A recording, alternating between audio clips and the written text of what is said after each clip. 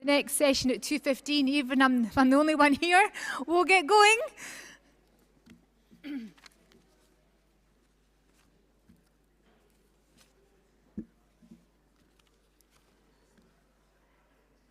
I'm just going to check that Mary Mackay and Tony Ozzie are in the hall. We'll get started.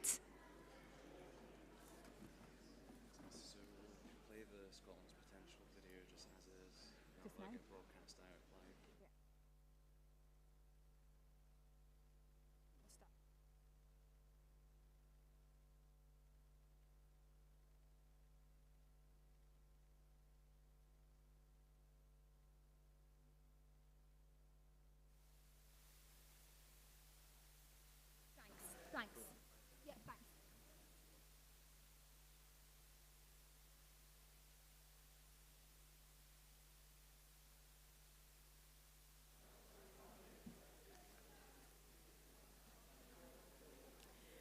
Delegates, we're going to start the live stream shortly.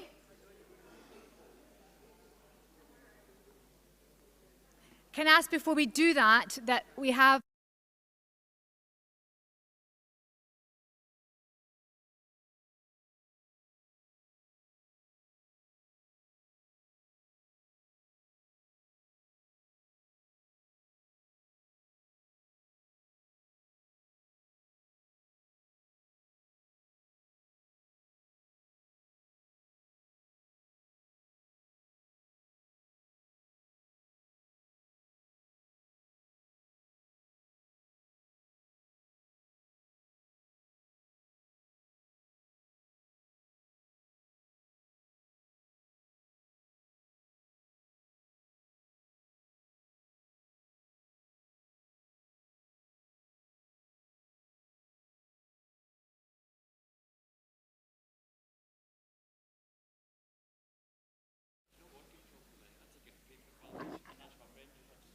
yeah, there are paper ballots available to people who can't go online.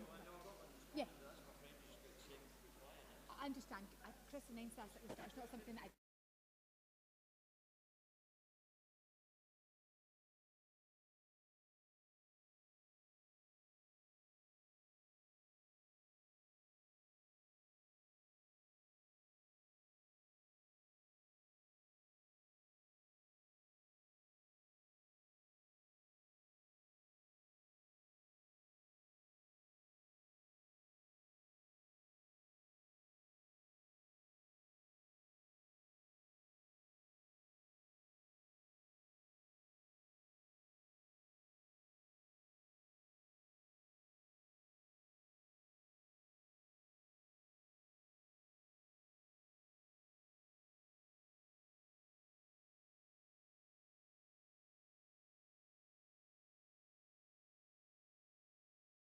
Screen and at home. That's what just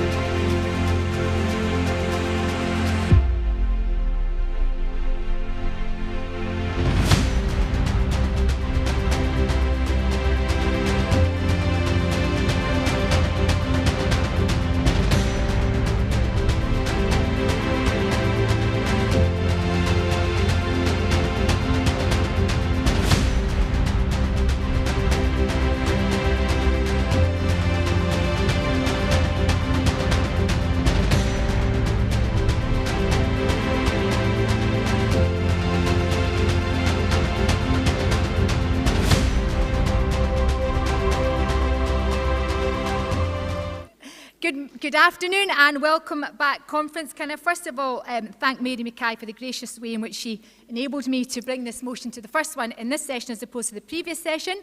We're on motion number 11, Conference Health of the Nation, to be proposed by Mary Mackay, seconded by Fiona Sinclair, and I'll be calling one speaker whose card I have in, Tony Ozzie. Mary Mackay. Thank you.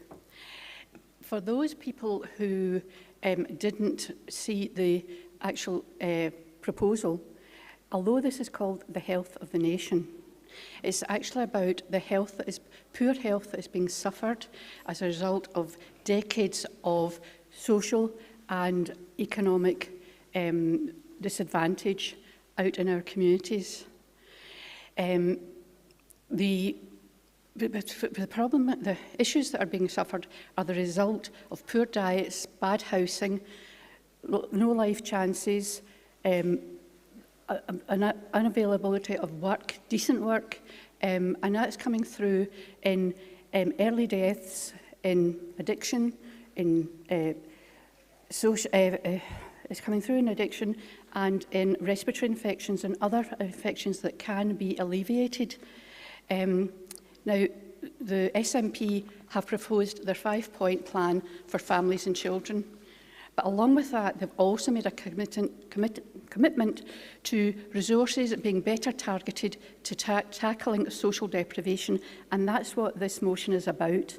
Making sure that when we do target funding to social deprivation, that community development, value-based community development, gets their fair share rather than having to grub around for bits and pieces of funding off of third agencies and off of third parties, that they actually have a source and a funding source that they can go to with a proposal and get the money straight into the communities.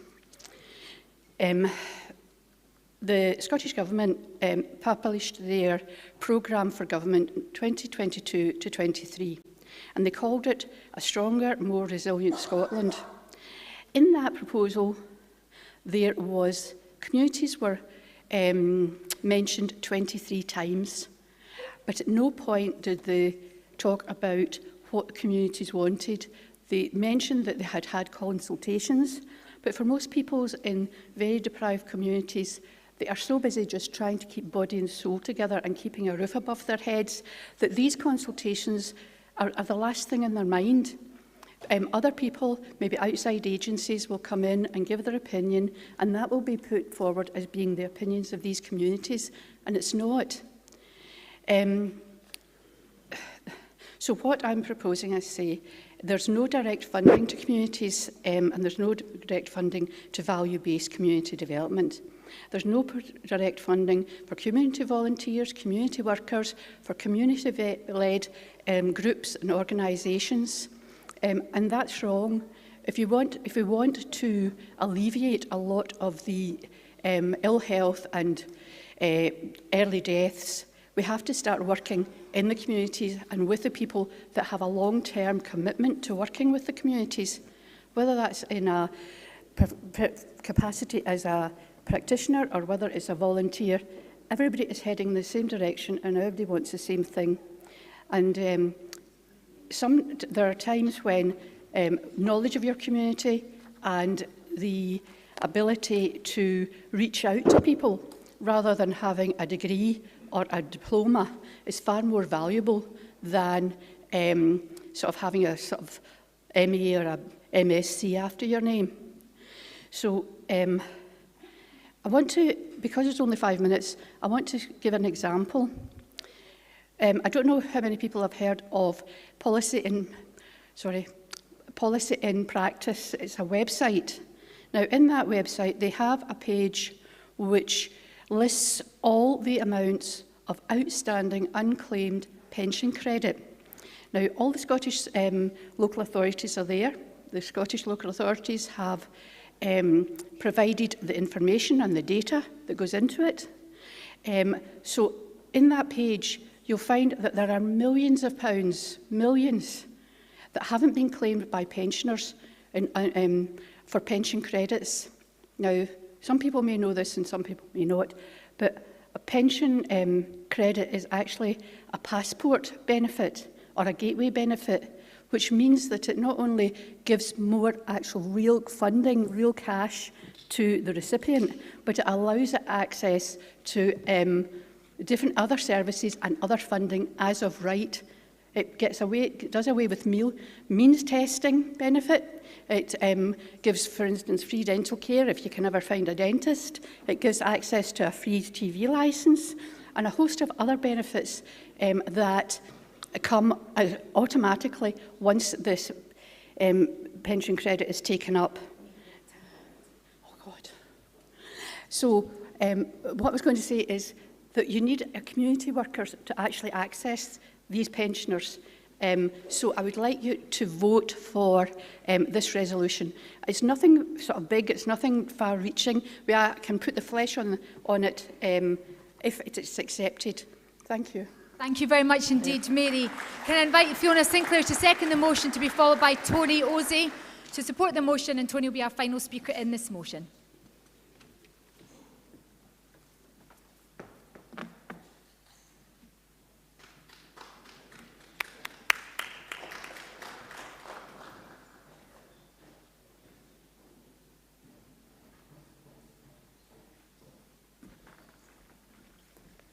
To get the timing of that quite right. As a member of the Health and Wellbeing Forum, I would like to support this resolution, but I am at a loss to understand the failure of the Conference Committee to insert my very short amendments to the resolution, which added environmental causes of ill health to the social and economic causes of ill health, especially as the group agreed to support these amendments. I also query the addition of "and genders" to the text when it was not in the original text. As someone who has a long-term interest, activism and in-depth knowledge of environmental issues, I find it utterly bizarre that in this day and age, when there is a substantial body of evidence of harm to health caused by a poor environment, that there should be such an apparent aversion to even including a mention of this in a political statement. Those who deny the environmental causes of cancers are quick to suggest that this is because we are all living longer. Put bluntly, this is mince. Cancers of young people have been rising every year since World War II by between 1 and 1.5%. So that shows that that's rubbish. There are clear links between pollution and the rise in non-communicable disease, such as cancer, cardiovascular disease, and chronic respiratory disease. Non-communicable disease now kills 62% of Scots and 70% of the global population. The epigenetic effects of industrial pollutants are an ongoing focus of medical research, and I know because of my activism that the toxic nanoparticles emitted by incineration of wastes are a particular cause of concern, because they can bypass the body's defence mechanisms and enter the lungs and bloodstream, even crossing the blood-brain barrier. There is also a substantial body of research that identifies chemical compounds which are responsible for learning disabilities and behavioural problems. Of course, because poorer people more often live in areas near to industrial facilities and major roads, they suffer greater environmental injustice without having the means to mitigate exposure to pollutants through a healthy diet. Poorer areas are more likely to attract waste incinerators, and Scotland now has several more of these with a greatly increased incineration capacity thanks to the SNP government. The role of pollution in ill health and premature mortality has been well established for a long time. 30 years ago, I interviewed for this book the principal researcher in a definitive epidemiological study which finally laid to rest the myth that Glaswegians and Clydesiders had high rates of lung cancers simply because they smoked too much. It showed that the very high rates of lung cancers were because of the legacy of the shipyard's ubiquitous use of asbestos. Today, we know that even a small amount of asbestos entering the lungs can cause mesothelioma. Teachers who have pinned schoolwork to boards made of asbestos cement have contracted this disease. Asbestos can also cause heart disease. So if we're going to define poverty as a cause of ill health, let's make a proper job of it and illustrate in full why that is the case. Thank you. Please support this resolution. Thank you very much indeed, Fiona. I now call Tony to speak in support of the motion. Tony Osey.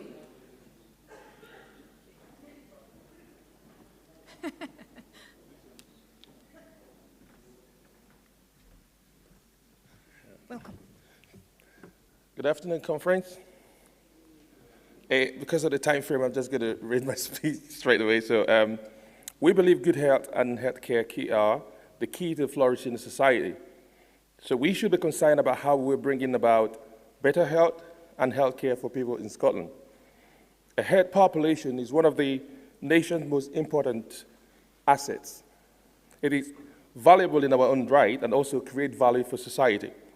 So it allows people to participate in family life, the community, and workplaces.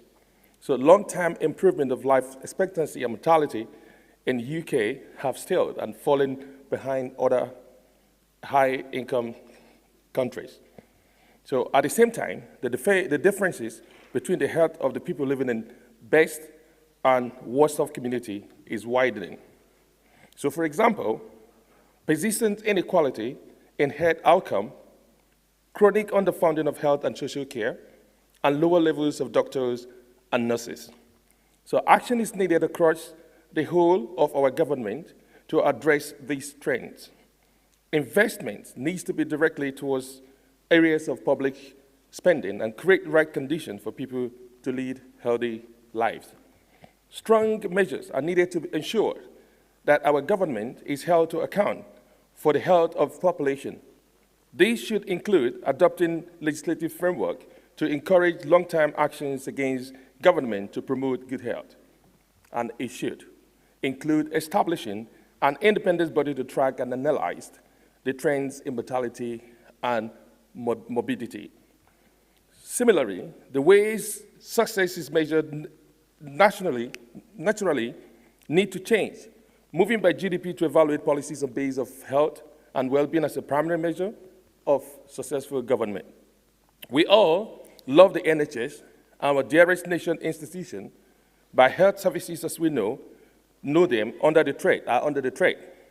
Even before the pandemic hit, the NHS was looking from winter crisis to crisis, by staff shortages and underfunding.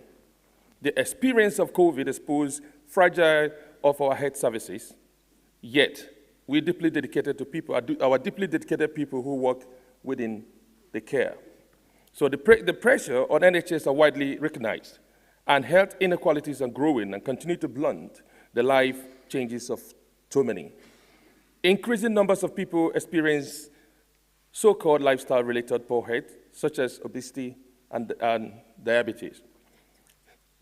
So these are all required ongoing support and focus on individual health and well-being. In the absence of these, too many people fall back. Hospitals are last resources. So unless this is addressed, costs will continue to spiral, and we emerge from greatest health emergency and countries that has faced peacetime and can rebuild a better health system. Because of time frame, I'll just stop here. So I plead with the conference to accept this motion. Thank you. Thank you very much indeed, Tony. So that was motion number 11, Health of the Nation. Can I ask delegates that the motion be passed by acclaim? We now return to our actual agenda for this afternoon. Motion number 13, Recruitment, Retention and Retirement of the Teaching Workforce in Scottish Schools, to be proposed by Heather McLean and seconded by Emily O'Neill. And Scott Fallon will speak in support of the motion. Heather McLean, welcome.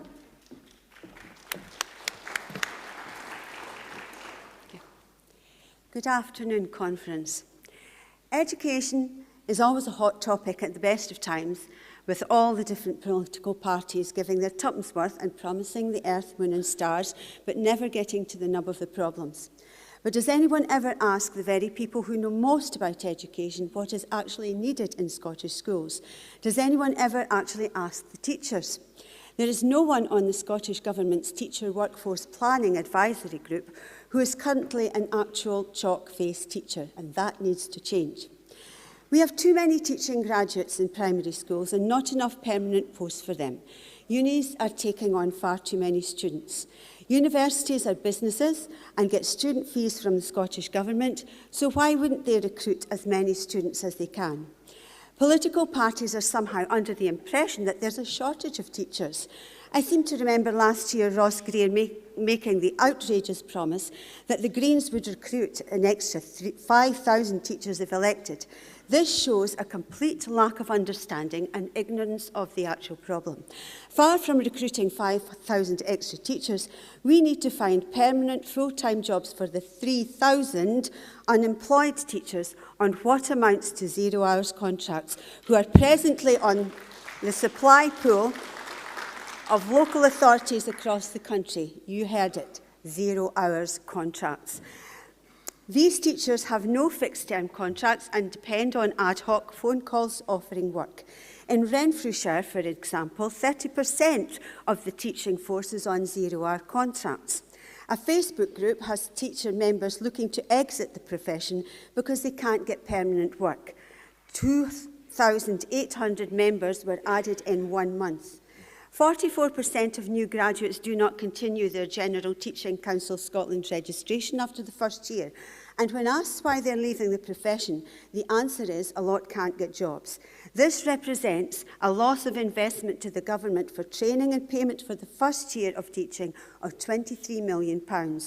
We need to look at university intake and ensure that graduate teachers are permanently employed on proper contracts. At present, graduates are only guaranteed 1 year to get full GTCS registration. Thereafter, they are cast adrift in a system where more than 300 applicants are chasing one permanent position. Yet universities continue to churn out hundreds of graduates year after year. And why wouldn't they, when the Scottish Government continues to pay tuition fees? Students graduate and are guaranteed their probation year with the council. Teaching graduates need to be registered with the GTCS in order to be fully qualified. Local councils are required by Scottish Government to guarantee 1 year's employment, so graduates are eligible to register with the GTCS, which is a legal requirement in Scotland. So the councils are getting what amounts to a free teacher for the year, an endless stream of free teachers, in fact. At the end of the initial year, which doesn't cost the council money, because the government pay the cost, they are then tossed aside to make way for the next crop of graduates. The problem is exacerbated because universities have also introduced a primary teaching postgraduate diploma in education for students.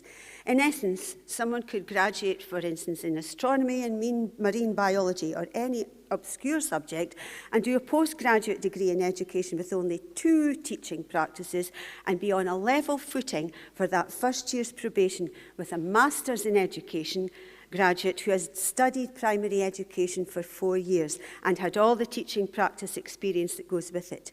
Meanwhile, there are actual shortages of teachers in some subjects in secondary schools, but councils are not employing teachers to fill those roles because of budget cuts. We have a situation in some schools where teachers of one subject are having to cover a completely different subject rather than a teacher of the subject be given a permanent teaching contract. There was always a postgraduate diploma in education for secondary schools, but the universities decided to introduce the course for primary schools, and this has made the problem worse. After the initial guaranteed first year of work, teachers are then left to compete for a handful of positions. For instance, only 8 permanent posts in Dundee this year. Alternatively, they're given 1 year contract, or even worse, put on the supply list to wait for a phone call that will never come, which is basically the 0 hour contract. There is a new agreement with the unions and the Scottish Negotiating Committee for Teachers that teachers who are employed for 2 or more days a week on a regular basis must be offered a temporary contract. But Dundee City Council, and I'm pretty sure other local authorities, just ignore this and continue to employ teachers on a casual basis. Personal experience. Young teachers have no job security beyond the first year, meaning they can't apply for loans, mortgages, take on rental property, etc. And many of these young teachers leave the profession after that year to seek employment elsewhere, or in many cases have to apply for job seekers allowance and other benefits. As WASPI women can testify, the Tories put up the retirement age to 67, so at the other end of the teaching career spectrum, teachers who could once upon a time retire at 60 with their superannuated pension are now having to wait until state retirement age. And to compound matters, access to superannuation was changed by the Scottish Government a few years back. Why they did that, I could only speculate, to be a money-saving exercise.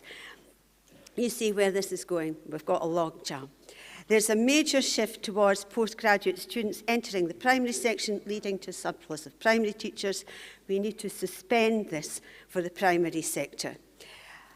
Conference instructs an education working group be set up to review teacher numbers and further improvements of the teacher workforce planning process, bring forward proposals to address these issues and give teachers seeking employment, job security and career projection, and these findings to be reported back to a Scottish Government Teacher Workforce Planning Advisory Group.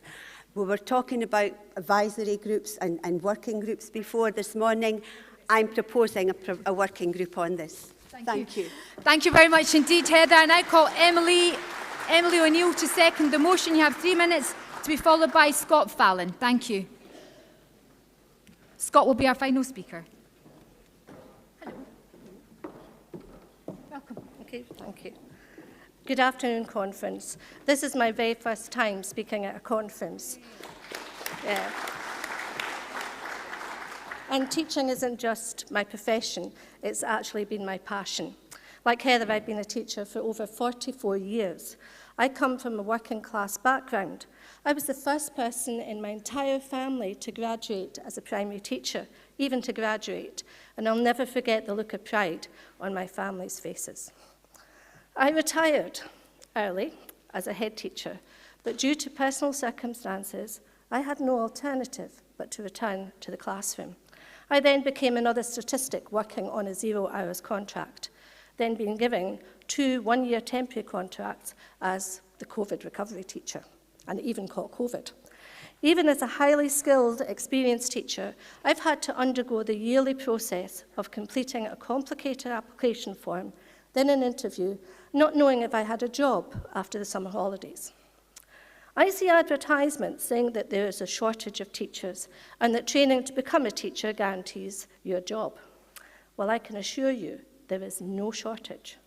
The Learning Teaching Scotland website even states that teachers are in high demand in Scotland and that the Scottish Government is working hard to making teaching an attractive prospect and conditions are improving all the time.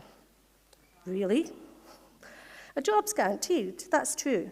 But it's only for graduates, and it's only for the initial one-year probation, and then it's the process of applying, facing tough interviews, and then more than likely, the prospect of unemployment. So what's so attractive about that then? The number of NQTs offered permanent contracts after the probationary year has declined in each of the past 5 years. In 2017, 58% were offered permanent contracts. By 2021, this had declined to just 23%. That means that we have lost 75% of our graduates without permanent employment. The majority of newly qualified teachers in Tayside and Fife are usually employed thereafter on 0 hour contracts. In July 2021, the General Teaching Council reported that more than 500 newly qualified teachers from the 2020 graduation group had come off the register. That's 500 teachers lost to our profession. How many more do we need to lose? Every year, universities are churning out teachers and jobs are becoming scarcer and scarcer. There's always been either a feast or a famine situation, with either a lack of teachers or a surplus. But in my whole career, this surely has to be the worst I've ever seen. The Teacher Workforce Planning Advisory Group need to go back to school. They've got to get their sums right. I love my profession, but it's soul-destroying listening to these graduates and their plight. One recently said to me, I'm looking at any job that comes up. I'm looking at food banks and I'm applying for benefits. We need to get our figures right. I ask the conference to please support the motion. Thank you very much indeed, Emily. I now call Scott Fallon to speak in favour of the motion.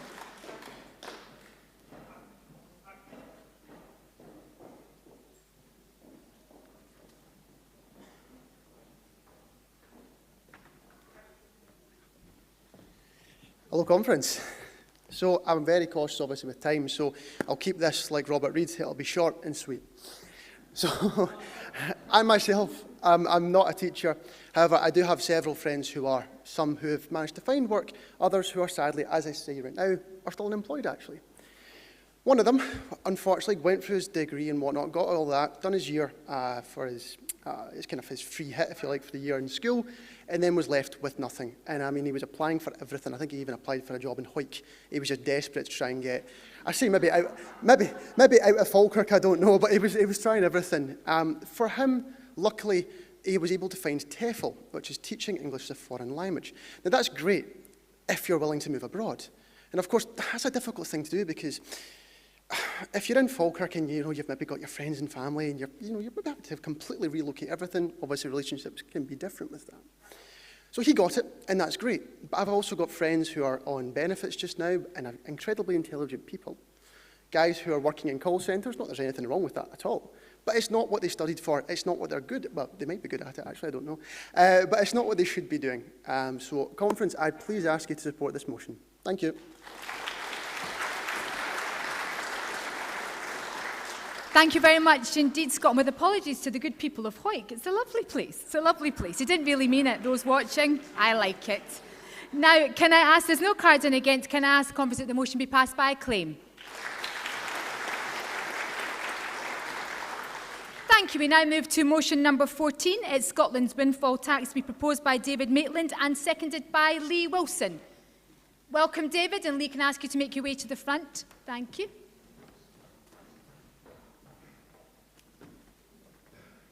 Welcome, David. Well, I too am very well aware of the constraints of time, so I'll be keeping it as brief as I can as well, but I've got plenty in my back pocket if somebody wants to oppose me, so I'll keep it brief. Well, yesterday conference we voted unanimously to again take the energy lead by unanimously supporting your NEC candidate Robert Reid's motion for Alba's 100% public-owned Scottish energy company. Today we have the opportunity to extend Alba's energy lead even further. By adopting this four-part motion, we will overcome the unprecedented financial pressures facing Scottish families. We will provide Scotland's world energy capital with the means to realistically compete on the global energy stage for the first time in our nation's history. We will provide immediate and permanent energy independence and affordability for every Scottish citizen, and we will further endorse Alba's Scottish Carbon Capture Initiative and our energy company commitment. Everyone knows that every decade for over half a century has seen hundreds of billions disappear out the North Sea and straight into number 11. But the energy taxes flooding out of Scotland today and heading straight into the current Chancellor's coffers is equally staggering. The Office for National Statistics has admitted net offshore corporation tax receipts have increased 291% this year. And the energy windfall tax is expected to rake in over £28 billion. Duty from Scottish supplied fuel has increased 24% this year, and the Office for Budget Responsibility expects fuel duties to raise over £26 billion next year. That alone represents 1% of the UK's entire GDP. But this is just the tip of a huge financial iceberg, because over the next 2 years, energy companies are expected to make excess profits totalling more than £170 billion, according to Treasury estimates. And we will be paying that bill. Conference, we are facing extraordinary energy prices, crippling mortgage increases, out-of-control inflation, spiralling interest rates, an economy in free fall, and a cost of living crisis, the likes of which we have never before seen in living memory. Scotland has been dragged down, but your support for this motion gives Alba the opportunity to fully fund our nation's escape from Westminster's impending financial abyss. Thank you, brothers and sisters. Thank you, David. Great stuff. Right, Thank you so keep it much. I now call Lee Wilson to second the motion, to be followed by George, I think that says Cannon, please correct me, George, when you come here, who's remitting back, and that remitting back is supported by Fiona Sinclair. Lee, welcome. Thank you. Oh, we missed you this morning. I will qualify that by saying... This is the Lee Wilson that wasn't here to deliver his report conference. I Deal with him as you will in your applause. I can do with it now if with your forbearance. It's the earliest I've been late, Chair. Yes. No, thank you, Conference. I'm happy to second the... Happy to second the motion, Conference. David has been a long-term campaigner and advocate for the people of the northeast of Scotland and for Aberdeen. So I'm delighted when he moved the motion yesterday and again today. It's quite shocking, though, that we're from the northeast, we're from Aberdeen, the oil capital of Europe, and we've never seen the benefits of the resource of the oil. It's never accrued to the people of Scotland, the northeast of Scotland, and it's a tragedy. Just think if Scotland had an oil fund, like Norway did, that's built up over the last 40 years, the government wouldn't be trying to find pennies from the back of the sofa to feed children a free school meal in Scotland. It's quite a shocking state of affairs. So it's high time that we actually had a proper taxation policy and the oil companies actually paid for the massive resource they are getting and for this windfall in the current crisis we're living through. Support the motion. Thank you very much indeed, Lee, and for your kind brevity. That was very, very good of you. I now vote Fiona Sinclair, I've been told, for the remit back and seconded from the floor by George Gannon. Fiona.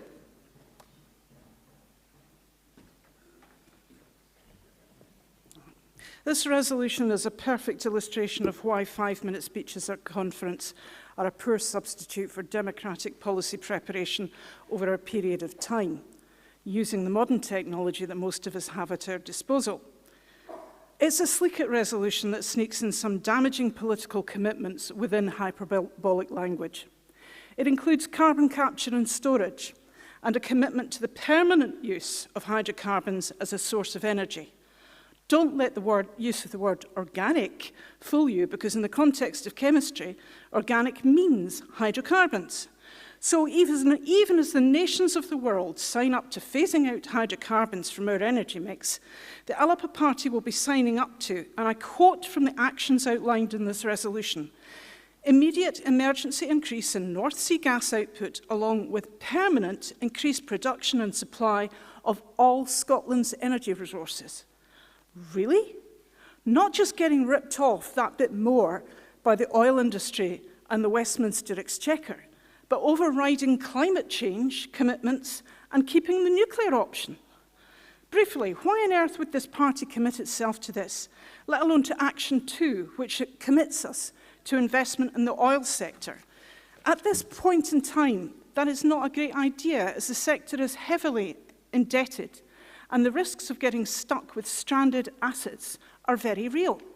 Unless North Sea oil is to be kept as the finite resource it is, upon which our chemical and pharmaceutical industries depend absolutely, and more besides, there is a very real risk of investing in a highly unstable sector.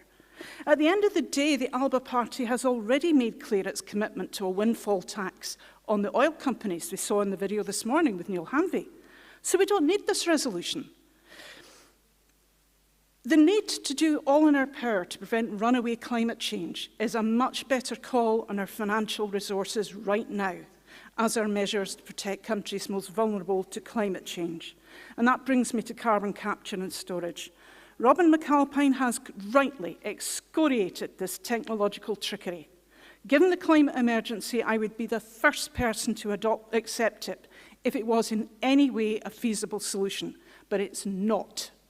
There are various methods used to capture carbon, and they are all fiendishly expensive and themselves use prodigious amounts of energy. 40% or more of the energy of the carbon you are trying to capture. This technology has been used for 50 years, and its only real success has been to enable more oil to be brought out of the ground, which would be fine if it wasn't going to be wasted by burning it. On top of this, there are the problems of blowouts and leakage, and the latter is significant. The oil industry has been lobbying against those telling the truth about climate change for decades, and ExxonMobil, whose own research in the 1970s first warned of the dangers of climate change, and their product's central role in creating this crisis, are the biggest promoters of carbon capture and storage. So much so that when other oil companies are investing in renewable energy, they have not. Carbon capture and storage is the get-out-of-jail-free card for the oil industry. It will enable them to continue their business model. Please remit this motion back. Thank you very much indeed, Fiona. I'm really genuinely sorry to hurry people along, but there's some people that haven't spoken and some people who are shortening their speeches. I just want everyone to get a chance in.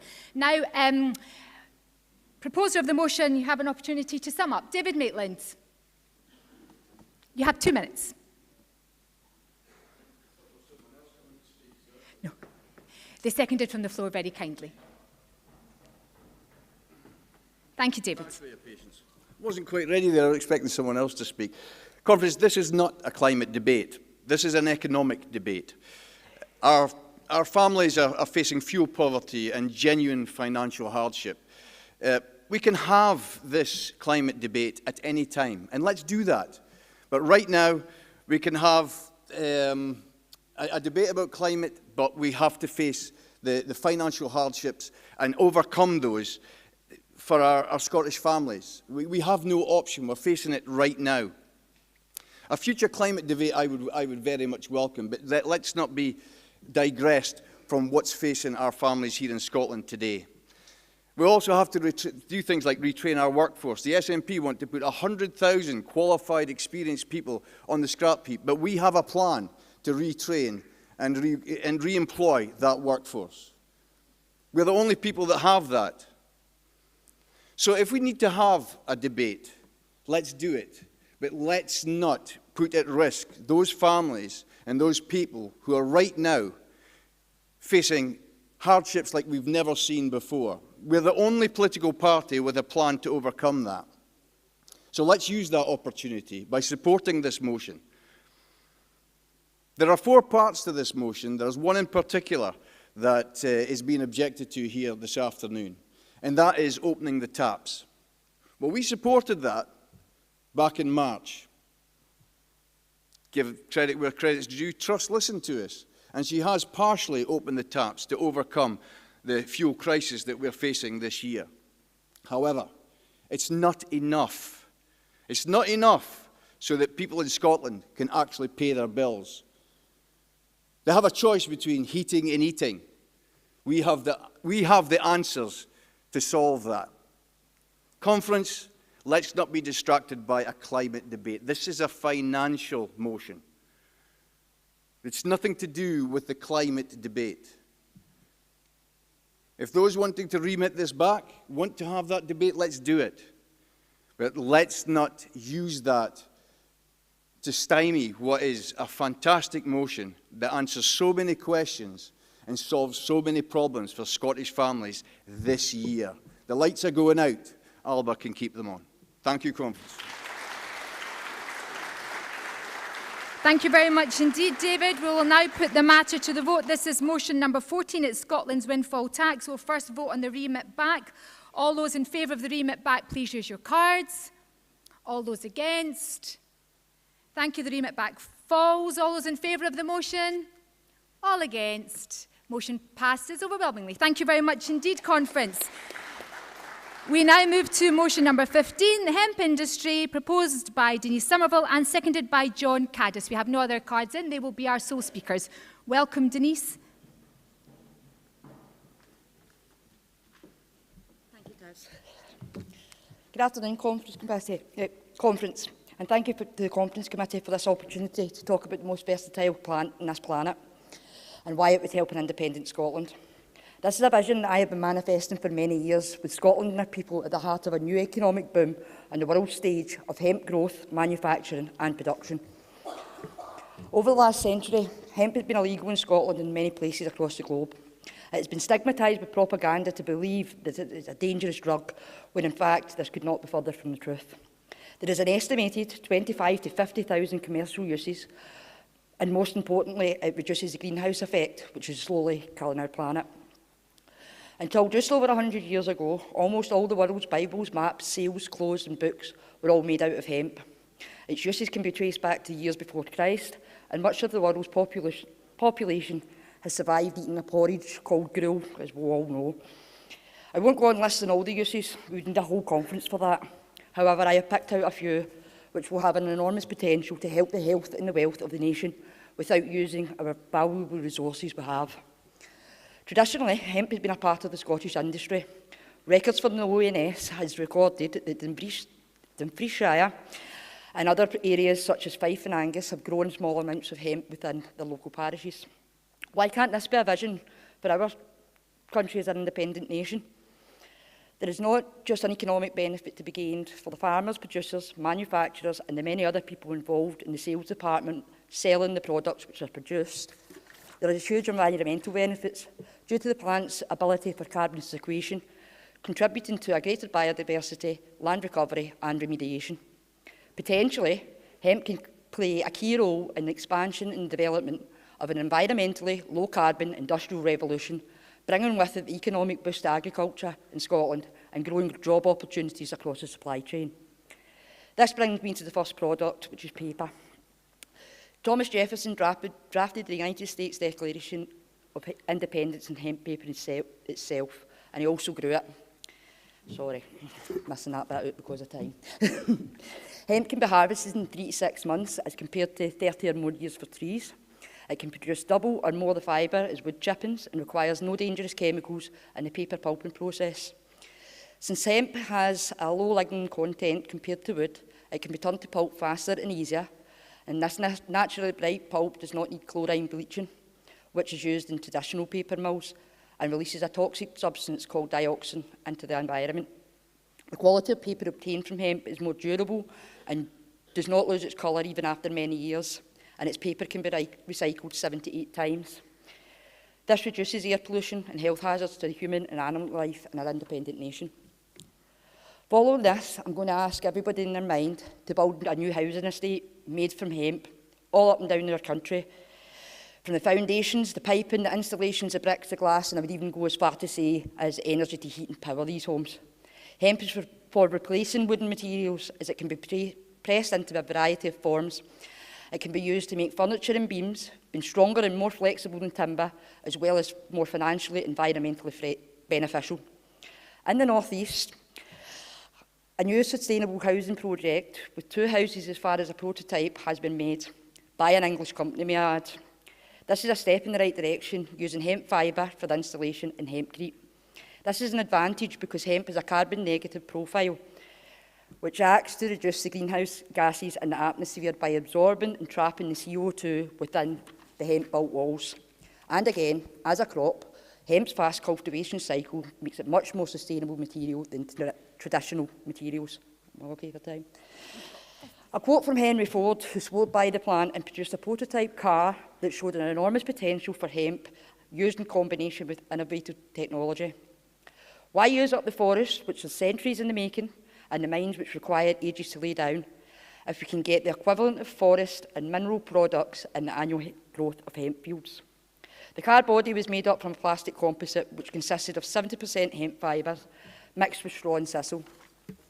He proved the strength of the hemp composite by beating the car with a club and leaving no dents in the bodywork, showing that hemp was indispensable to the first plastics due to the high cellulose contents. Farmers were then encouraged to grow the hemp for the war effort, and a film called Hemp for Victory, and I would advise you all to go and have a wee look at it. It's quite a good film, sorry. Right, I'll just finish off. And finally, but certainly not last, the hemp seed. The oil produced from the hemp seed oil holds the highest amount of essential fatty acids in the plant world, and it can help clear the human system of cholesterol. It can be baked into cakes and breads, which in turn can give us a healthy nation. This versatile plant can be used for an enormous range of things, from bread to buildings, via clothes, car interior, paint, paper, biofuel, and even animal bedding. It would also appear to be environmentally friendly, sequestering carbon, I probably said that wrong, replenishing soil and killing weeds without the need for nasty chemicals. The whole plant can be used potentially being a zero-waste crop, and most importantly, hemp can be sown into remediate contaminated land.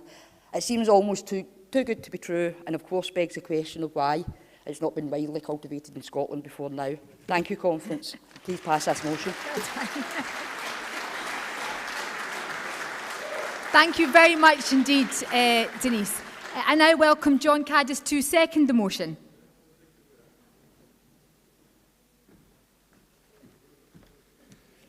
Good afternoon, conference.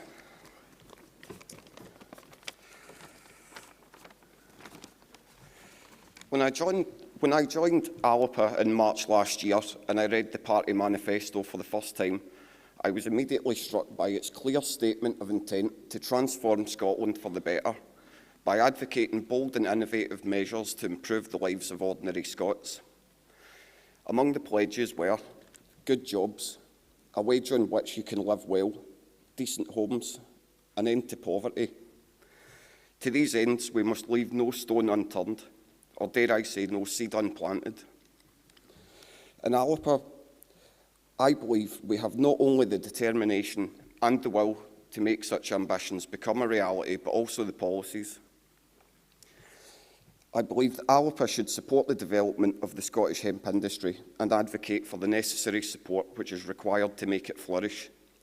I believe that by doing so, and passing this motion, it would synergise well with pledges made in the 2021 manifesto, such as building up Scottish supply chains through the concept of community wealth building, the formation of a Scottish investment bank, and training and employment grants scheme with the goal of modernising Scottish industry and business, and to help create environmentally sound forms of employment.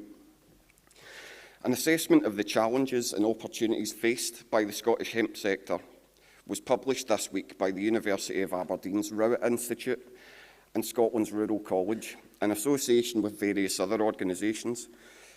The report found that hemp has the potential to make a significant contribution towards making the Scottish agricultural sector carbon neutral and would yield huge financial benefits. However, the same study also found that the supply chain for Scottish-grown hemp is currently underdeveloped and without well-established market routes. The supply chain itself is threatened by numerous internal and external factors, including low profitability, lack of technical support, weather limitations, lack of financial assistance, and stringent legislation. It should be noted that due to the Misuse of Drugs Act of 1971, an antiquated, draconian and regressive piece of legislation enacted by a parliament which is not our own, at present hemp can only be produced under strict licence conditions at the discretion of the UK Home Office. In practice, the process to obtain a licence is laborious and expensive, which works to disincentivise new farmers. In the new Scotland, which Alba seeks to create, we must resolve to handle this matter in a manner which is more equitable, with a solution which is homegrown in Scotland and tailor-made for us.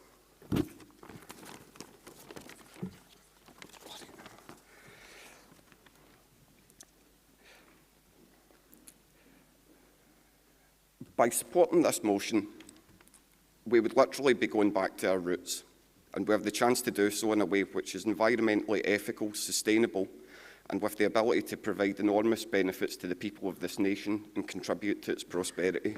Thank you. Well done, John. Thank you very much.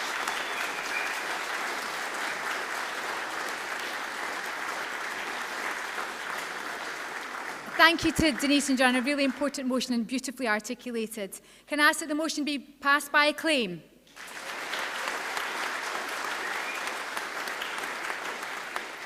We now move to motion number 16, support the Friends of Thomas Muir campaign, to be proposed by Josh Robertson, seconded by Eva Comrie. There are no other cards in, so they will be the sole speakers.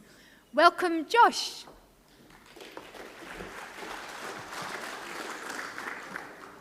Conference, I have three problems speaking for this motion. Number one, it's a sad indictment of the education system that most of us in here probably haven't heard of Thomas Muir. Secondly, if I was to tell you this full story of Muir's life, you would scarcely believe it and call me a fantasist. And number three, if I was even to try and tell you half of his life, I'd surpass my time limit and suffer the wrath of the chair. Thomas grew up in Huntersville House, the very house this motion attempts to save. He was born to a wealthy merchant and was privately educated. Following that, he attended Glasgow University, where he studied law. It was here his interest in radicalism grew. Upon supporting the great James Anderson and fighting to open education to all, and not just the wealthy, he was expelled before completing his studies. Firstly, then, Conference, he was a man who believed in the people, believed that all citizens of Scotland, regardless of status, was entitled to free education. Education that stretched not just from lecture halls and academia, but to literature and political news that allowed the population to make informed decisions. Conference, how closely does that parallel with this party, who not only support free education to all, but have already distributed thousands of wee Alba books? Being from a semi-influential family, Muir was able to continue his studies at Edinburgh University, where he graduated and was admitted to the Faculty of Advocates.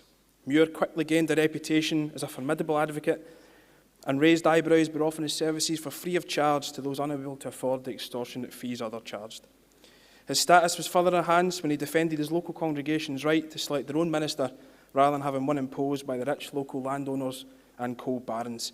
His outspoken views on the unfairness of existing laws and their bias against the poor won him respect from contemporaries, but scorn from powerful people like Robert Dundas. Secondly then, Thomas Muir was a man who believed that the haves should subsidise the have-nots. Oh, what contrast, Conference, to the current Westminster government, who have plunged this country in economic crisis to save their mates and top earners 5% in extra tax relief. 5%, Conference. 5% extra to them is worth slashing in real terms benefits. 5% is worth making home ownership unaffordable. 5% is worth devaluing the pound and pushing stretched finances beyond breaking point. Oh, Conference, what a disgrace it was even attempted. Muir then embarked on his greatest achievement yet. In July 26, 1792, he and William Skirvin founded the Friends of the People that argued for universal adult male suffrage, annually elected parliaments and an end to the rotten boroughs. At his first convention, he proposed a motion effectively to support Scottish independence and ended his speech more eloquently than I could possibly paraphrase with this: "We do not, we cannot consider ourselves as moulded and melted down into another country. Have we not distinct courts, judges, juries, laws, etc.? It was after this speech he was arrested and surprisingly bailed. Rather than starting to prepare his defence, Muir immediately went to London, where upon hearing that the French were about to execute King Louis, he rushed to France, recognising that the execution of the king would have disastrous consequences for the political will and feeling of revolution in Britain, and he tried to stop it. He arrived practically just as the guillotine fell. Not only decapitating the king, but decapitating revolution ideas in Britain. All the monarchies of Europe declared war on France. Trapped and unable to return home, the establishment seized the opportunity and brought forward his trial. Muir pleaded for time to no avail. Trialed without representation, he was declared a fugitive of justice. Instead of running from the law, he travelled back to Scotland, not only to clear his name, but to fight for his fellow countrymen. During his defence, he produced some of the most eloquent arguments of free speech and the right of man ever recorded. Of course, the deck was stacked. A particularly harsh judge, a jury filled with the most conservative, and a prosecutor who would stoop to no lengths to convict. Sounds surprisingly familiar, Conference. Despite a speech that inspired millions, he was sentenced to 14 years in a penal colony, effectively a death sentence. Thirdly, then, Conference, Thomas Muir was a man who defended the democratic will of the Scottish people, even to the severe detriment to his health and prospects. Conference, how woeful is it that our nation faces that same argument today? The argument that this nation, our people, have to ask a London-based court if we have the right to vote on self-determination.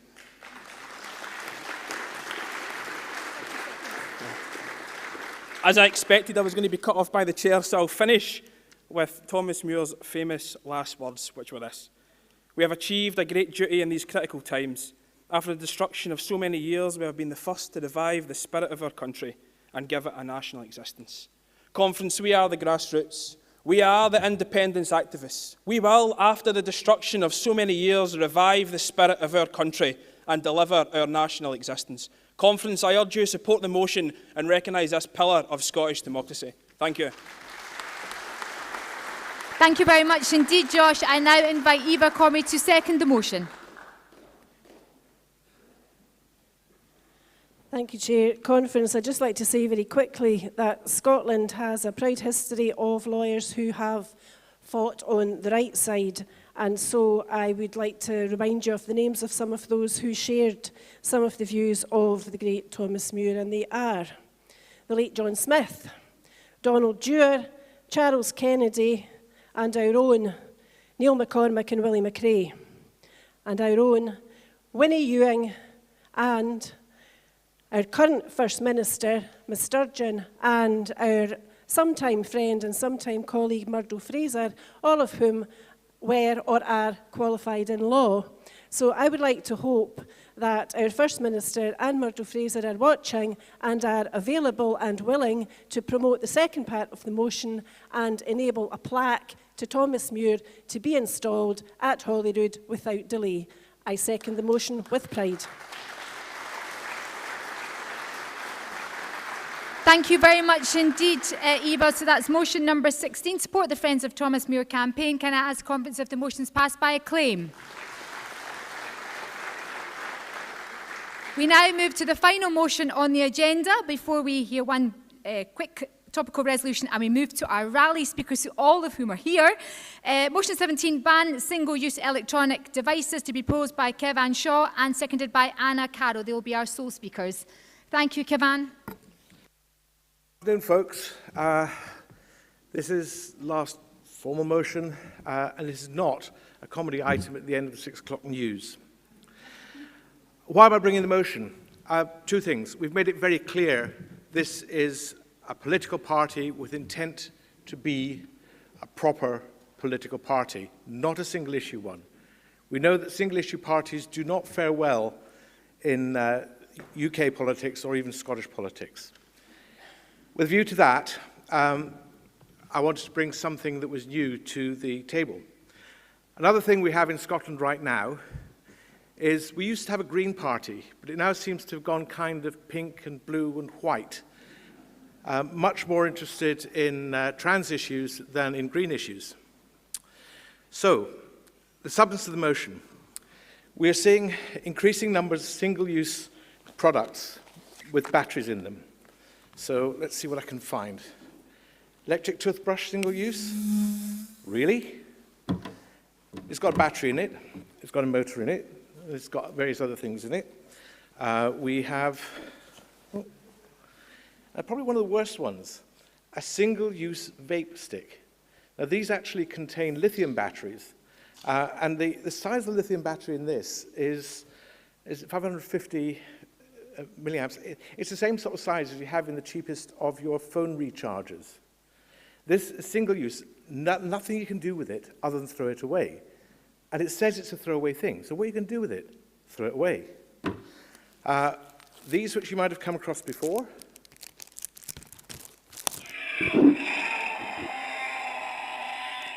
Maybe not as vile as that one. These contain mercury batteries. Again, all these things, if you try and put them into recycling, contaminate what you're recycling. In other markets, we're seeing, this is actually the worst one. This is the, electronic pregnancy test. What's inside this is exactly the same piece of paper as a non-electronic pregnancy test. All you've added to this is a battery, a microcomputer, a display, and lots of other things that are using up resources which are expensive and rare, and again, how do you dispose of it? It's going to go in the rubbish. Actually, on the rubbish thing, we also heard this morning about, or this afternoon, about the effect of burning things, incineration of rubbish, and how what comes out of that damages people. These things are going to end up there, and they're containing some particularly noxious chemicals which are going to add to that kind of problem. So, why do we have them? Dunno. They are cheap. None of these things cost more than a fiver. They're being sold to us for no good reason. They're a growing liability, and they're creating ever bigger problems. And what we've just done as a nation is that we have at last banned single-use plastic items. That's because we discovered, after 50, 60, 70 years of use, they've created huge problems of pollution in the oceans and elsewhere. We should stop this now so that we don't wait 50 years until people are being harmed by exploding batteries. This stuff is not being burnt, it's not ruining other paper recyclables because that's in it. It's something that we need to sort out. So, I'm asking you to ask the Scottish Government to ban these devices immediately and to ban the import of them. I think as a party, we should promote this. And we could actually, we talked about taking things to London. This is something that's not been dealt with in London. We can take it to London. We can show that we are a genuinely strong political force with politically clear ideas, knowledgeably based, and delivering good for everybody. Thank you. Thank you very much indeed, Cavan. I now call Anna Carroll to second the motion, and I've missed a card. We've got a remit back from David Henney, which will also be heard. And hopefully, David, you can provide me with a seconder from the floor to your remit back, given the time constraints. Anna, welcome. Hi. E-waste is the fastest growing waste stream in the world. And according to the Global E-Waste Monitor of 2019, only 17% of global e-waste is recycled. The remaining 83% goes to unknown destinations and most likely ends up in landfill or in the ocean. E-waste dumped in landfill, as has been mentioned, is not recycled and leaches toxic waste into the soil, the air, and the water table. We inhale it, we ingest it, and we drink it. The e-waste dumped in the ocean contaminates the seabed and thus the sea creatures all the way up the food chain, and this also affects us all.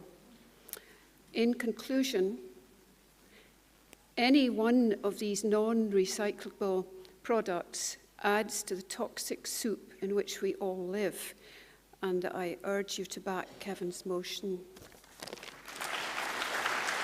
Thank you very much indeed, Anna. David, do we have a seconder from the floor for the remit back? Please welcome David Henney then for the remit back. And Kevan, you will have the right to respond. David, as quickly as we possibly can. Thank you. Conference. Recycling is extremely important, but there's a couple of issues here. One of the devices that the motion is asking the Scottish Government to ban the import of would have major health effects on people who used to smoke. Vaping products, and as you'll probably know, they're widely in circulation. So I have nothing wrong in doing a comprehensive, all-encompassing policy on recycling. The problem is, this motion doesn't propose that. This motion could indeed have an unintended consequence of increasing lung cancer. One of the reasons why people have moved, and we should be encouraging people to move away from smoking tobacco products and to use a vaping product. Yes, indeed, they do use a battery. All the things listed, all those batteries can be recycled. There are facilities to recycle. The biggest problem we face is not these small, single recyclable products. It is the use by supermarkets that wraps our fresh fruit and veg in plastic. So it was mentioned just now, the problem of the pollution of plastic pollution in particular into our oceans. And there is no doubt that is a huge problem. This motion will not affect that one bit. So we need a comprehensive, so I'm asking you to support a remit back so it can come back as an all-encompassing recycling policy. We desperately need it. The planet can't wait any longer. And the unintended consequence of agreeing to this motion is people who are now buying the low-cost, single-use vaping products may well be pushed back into smoking tobacco products. This could have health implications. So I ask you to support a remit back so it can come back to our next conference as a full motion on recycling plastics. Thank you. Thank you very much indeed, David. Kevan, you have the right of reply. 2 minutes, tops, as quickly as we can. Thank you very much. Well, thank you, David, for that. Kind of missed the point that single-use vaping products are the problem because they're throwing away dangerous things into waste streams. I'm not proposing stopping vaping. And also, David, for your information, a £5 for 200 puff cigarette is not a cheap way to do it. The cheap way to do it is to buy a reusable, fully recyclable product. I'm not disagreeing with the other points about needing a full recycling policy. That's not what this motion is about. What I'm trying to do is to propose something that will stem a new and different kind of waste, getting in among stuff where we're going to lose recyclability, we're going to have damaging stuff put into the environment that is totally unnecessary and totally unhelpful. Thank you. Thank you very much. Indeed, Kevin, we'll now move to the vote. The first vote is in relation to the remit back. All those in favour of the remit back, please raise their cards. All those against? Okay, the motion will stand. All those in favour of the motion, raise their cards. All those against? The motion's passed overwhelmingly. Thank you very much indeed. Now, conference, we have one, as I'd advised, the screen behind has decided to expire on us, and therefore I cannot display the topical motion which we were taking, but it's very brief, and I wonder, I'm going to read it to you if we can take it on the basis, maybe all the people on that screen, I know it's online for you to have a look at, but the motion simply states, Conference acknowledges that it is the role of Alba International, working with the party leadership to help deliver the case for restoration of Scotland's independence to global audiences. In undertaking this task, Conference encourages Alba International as a matter of urgency to prioritise the establishment of relationships and the development of ongoing links with key individuals, national and multinational organisations, and Conference recognises that this work cannot be carried out in isolation and calls on all LACUs to support Alba International through information sharing and the exchange of ideas to help deliver its key objectives. There's nothing groundbreaking or controversial in that. It's simply Alba International looking for support on an international platform, which is of course very topical and indeed an emergency. With that in mind, if Conference understands what the motion is, can we please hear the topical motion? Thank you very much indeed. Welcome, Daniel. Thank you, Chair. Conference, I stand here before you as convener of Alba International. I feel that I have to say that before I open my remarks, because tomorrow I may be out of that job, given that I'm one of the conveners mentioned by our esteemed chair yesterday when she spoke about conveners who have been negligent in not submitting a LACU nominee. What can I say to that, other than I'll try better in the future? Yesterday afternoon, we heard two powerful speeches, one from Gareth, the other from Kenny, both of which touched on something which I want to cover in moving this motion. This is the powerful results that can be achieved by getting our message across effectively. Kenny spoke passionately about knocking on doors, engaging with men and women in the street, and summed it up by saying that it is action, not reflection, that is required. And Gareth explained the subtle nuances that are important when speaking to different audiences, especially those overseas. For the 320 members of Alba International, located in 22 countries around the world, our task can, at first sight, seem daunting. And saying that members of this party are located around the world is no exaggeration. From New Zealand to Canada, from Japan to Brazil, and a whole host of countries elsewhere, it is amazing where the membership of this party reaches. The recent actions of the Scottish Government through the Supreme Court case and their messaging on next steps seem to be deliberately constructed in such a way as to confuse everyone. Can you imagine what foreign audiences make of all this? It is against this backdrop that we in Alba International are delivering a coherent narrative on the case for the restoration of Scotland's independence. And I use that phrase deliberately. This summer, I visited all three Baltic states, and I was impressed not only by what they have achieved through their transformation into progressive European democracies, but by the way in which they described this journey. They didn't speak about becoming independent or achieving independence. They spoke about the restoration of their independence, regaining something which had previously existed. And it struck me that the same holds true for Scotland. Our aim is to restore Scotland to its former independent status. And when you phrase it in that way, suddenly it sparks interest in the international arena. We are not seeking something new, we want something back. And they get that and listen with interest to what you have to say. When I landed at Edinburgh Airport on Thursday afternoon on a flight from Frankfurt, The screens in passport control, which is the first part of the building you enter from the aircraft, flash the message, "Welcome to Great Britain," part of the great marketing campaign. Conference, where else in the world would you land in a nation's capital city and find no reference to it at all when you enter the building? It is beyond insulting. For far too long, the international narrative has been dominated and controlled by the UK government. When I speak with people overseas, I often have to go back to first principles and explain that the UK isn't what they think it is, a single uniform entity. That perception is strong, and of course it suits the UK government for it to remain so. But we can change that using the tools at our disposal.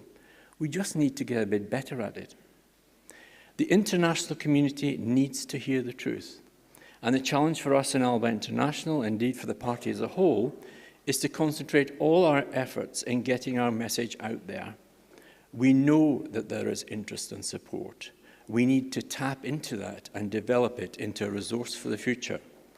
Conference, through our work, we are creating an international footprint which will, in due time, act as a foundation on which we will build international support for our cause.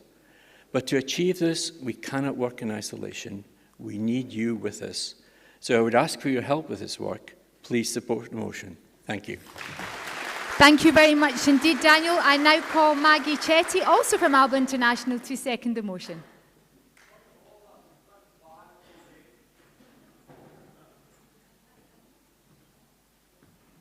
Welcome, Maggie.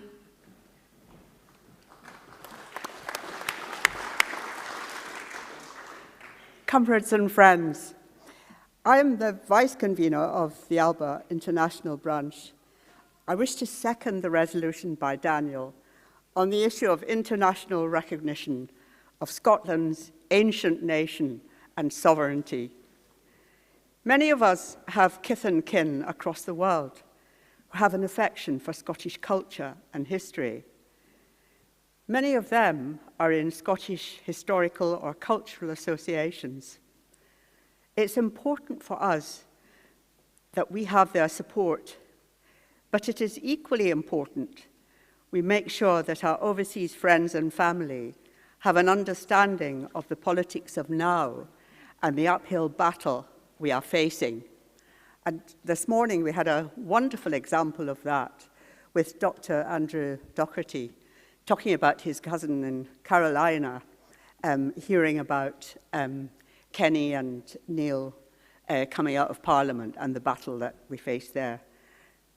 We in the international branch need all the support we can get, and we need your help to achieve this. Daniel has spoken of the work we're doing with Alec and Tasmina to plan international programs for them and to take our message out into the world.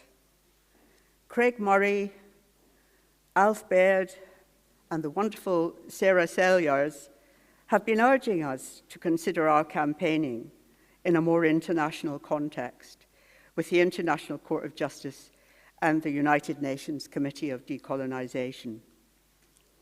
Consider the power of the international links that have protected Northern Ireland Good Friday Agreement from the wrecking ball of Tory action. You have the United States Irish lobby and the comradely support of the European Union. This is the kind of support we need to build, and we need your help to do it. Scotland has many friends in the world, and we need them to make progress towards the restoration of our independence. I ask you to support the motion.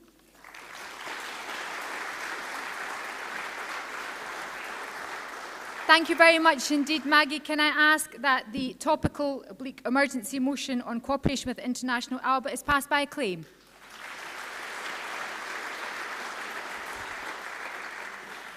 Right, conference, that is the main business of conference over, and we now move to our Indy rally. As you are all aware, we are always striving to work together with those across the movement, and we've done so at elections and beyond. And I am absolutely delighted to have invited a number of speakers who've all agreed to speak to us this afternoon. I'm going to ask you to welcome them all as they're announced to come to the stage. I've asked them to speak to us for 5 minutes about why they support independence, and I hope you will join me in supporting them for joining us at this conference. Can I call our first speaker, historian and author Owen Dudley Edwards.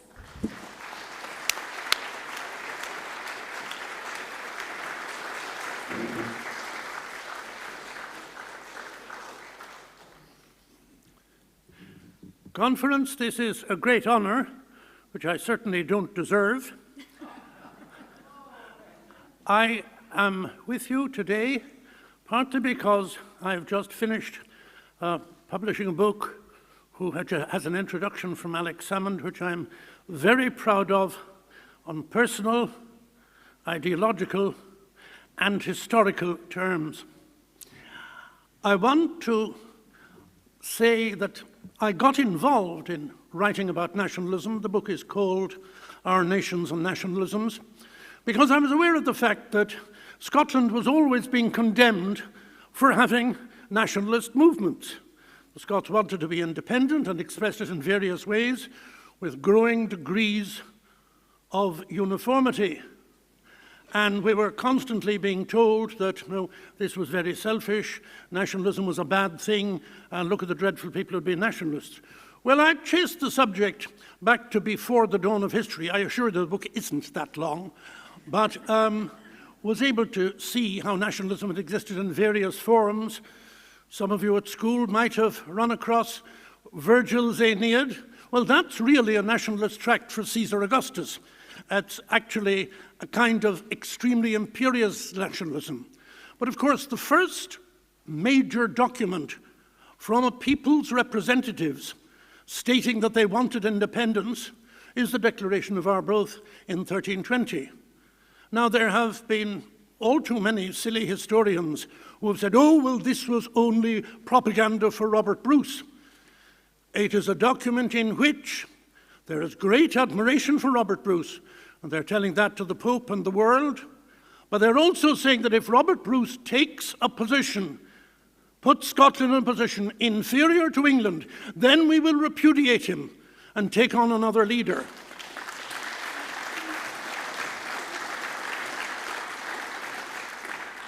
Now, of course, as we know, Robert Bruce wasn't a signatory of that document. He was cheering it on. He wanted it very, very much to be reported because he was the kind of nationalist who believed that it was essential that people should work together and those who are being put in the highest places should show the honesty of their motives, the genuineness of their belief in Scottish independence. And their document stands for us in 1320, beginning the history of written Scottish nationalism, in a sense, under that name, at least in the sense that it's being used for independence.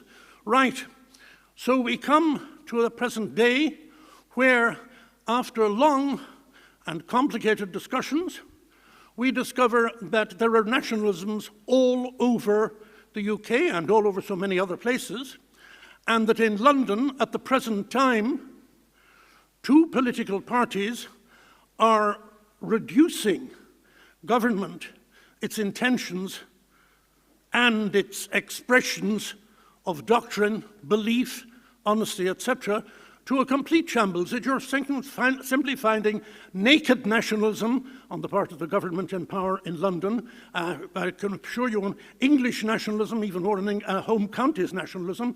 And as far as the Labour Party is concerned, the good Sir Keir Starmer has made it clear he would be a better Tory Prime Minister than any of the Prime Ministers on view.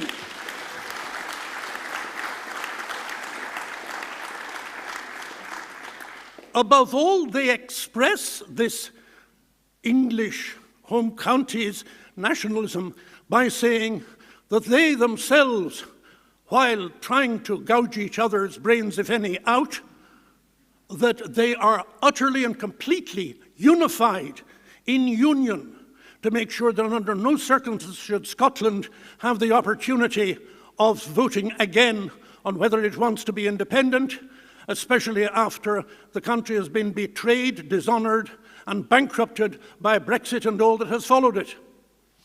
And so, as we stand declaring we want Scottish independence, do so with particular gratitude to those who have brought us to the point where our nationalism has become so articulate that we have spelt out to the world that our nationalism is non-violent. And that is the big difference.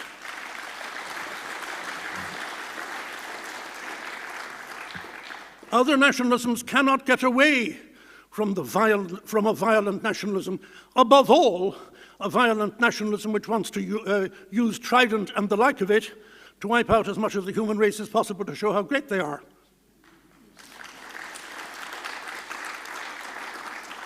Instead, we want to continue absolutely committed to non-violence, absolutely committed to the welfare of the people and an eradication of anything like class distinctions. We can take pride in the fact that a man who stands in history as one of the most remarkable national leaders who has ever been, one who brought Scotland itself from devolution and its acceptance all the way to self-government by people who believed in self-government, and somebody who, when the time came, brought against all adverse signs the first step, 45% in favour of Scottish independence.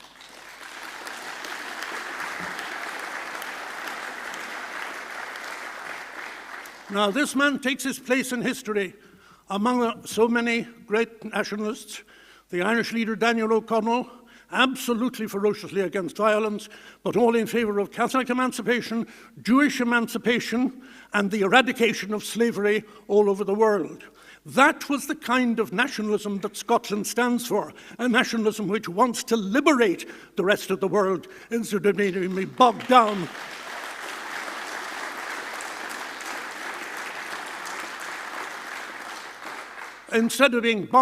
and shackled down into a post-imperial colonialism. We have to think of also Charles Stewart Parnell, who did so much to make the major parties in the House of Commons utterly dependent upon the small group of Irish nationalists who was able to dictate what government would be in or out. We have to think of Gandhi and his marvelous leadership and his gospel of non-violence. We have to think of Martin Luther King, who brought the true black nationalism, African-American nationalism, closer to something like real freedom in the United States. And so, as I say, seeing the man whom I am so honoured to present, to speak of today, to think of a man who has made history once more something within the hands of the people. And thank you for the great privilege of being out to say how proud I am to be a friend of Alex Salmond.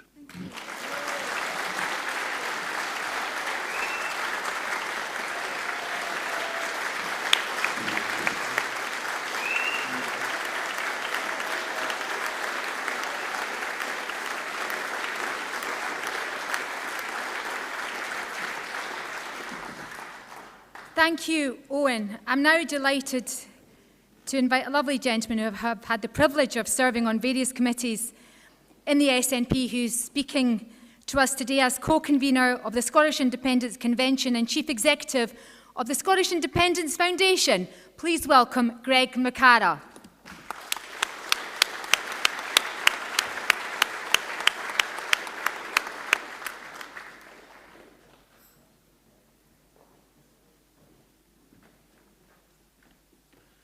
Thank you, Tasmina.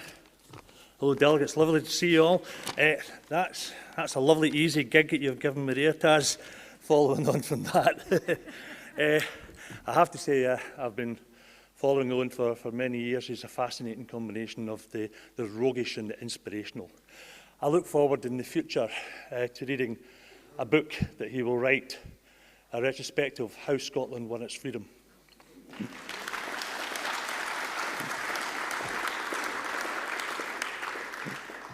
as Taz said, I'm wearing a couple of hats today. The first one is the Chief Exec of the Scottish Independence Foundation. Now, that was a body that was put together 4 years ago by a few people that had a few spare pounds sitting in a bank account, and they thought, put it to good cause. And what they did was they lumped it together and said, right, we're here, ready to give some money to the grassroots to help nurture you, to get you ready and fighting fit and campaigning for independence. I was taken on in the role of Chief Executive, and in the last 4 years, from various sources, most of them from individual donations, regular monthly ones, in the last 4 years, we've given out grants totalling well over £250,000.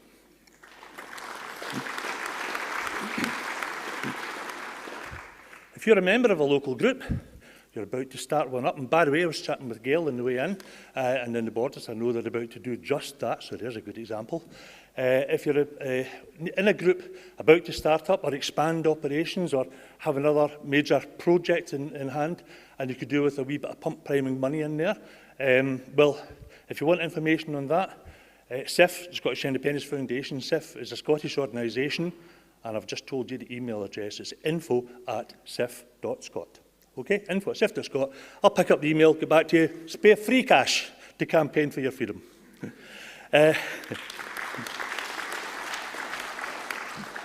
I'm also co-convener of the Scottish Independence Convention. You know, everything is Scottish Independence, isn't it? I look forward to the day when, instead of talking about the Scottish Football Association, we can just say the Football Association and let England change its name, okay?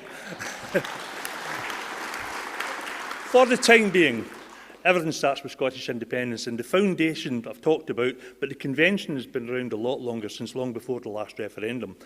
It's an umbrella organisation, lots of pro-independence organisations, some of which are themselves umbrella organisations, and it's been working mainly in policy development and trying to persuade and educate, to inform, and to try and seek kind of common ground in a whole load of areas to take us up to and then through the process of achieving independence.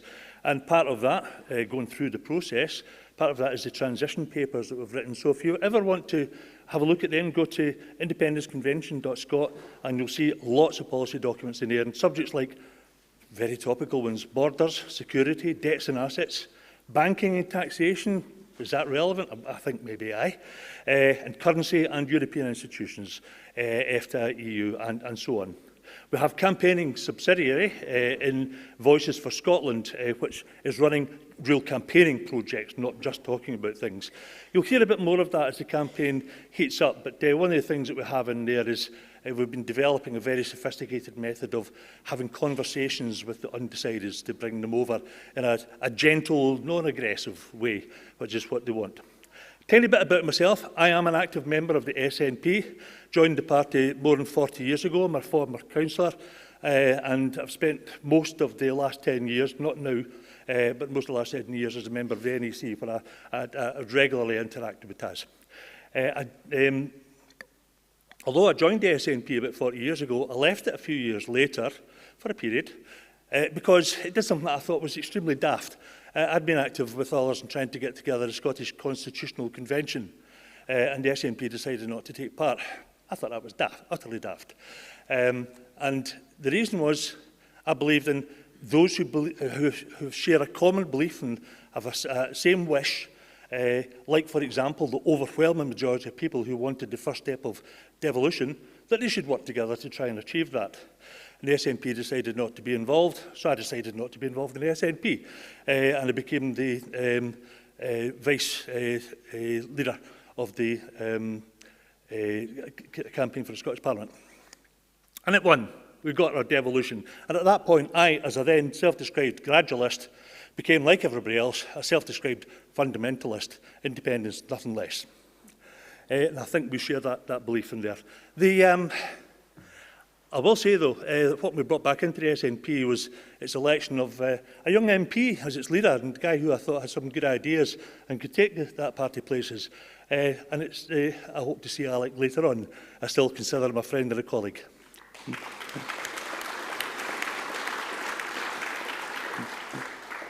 My top priority has not been personal self-advancement, it's not been my political party, it's been independence, always independence, number one. Parties are just vehicles.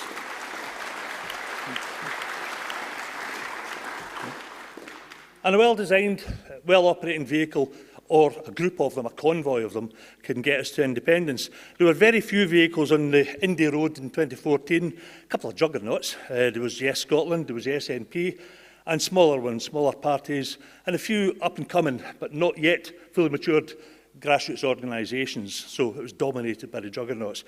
It's different this time. Now we've got a lot more vehicles on that increasingly busy road, hopefully all heading in broadly the same direction.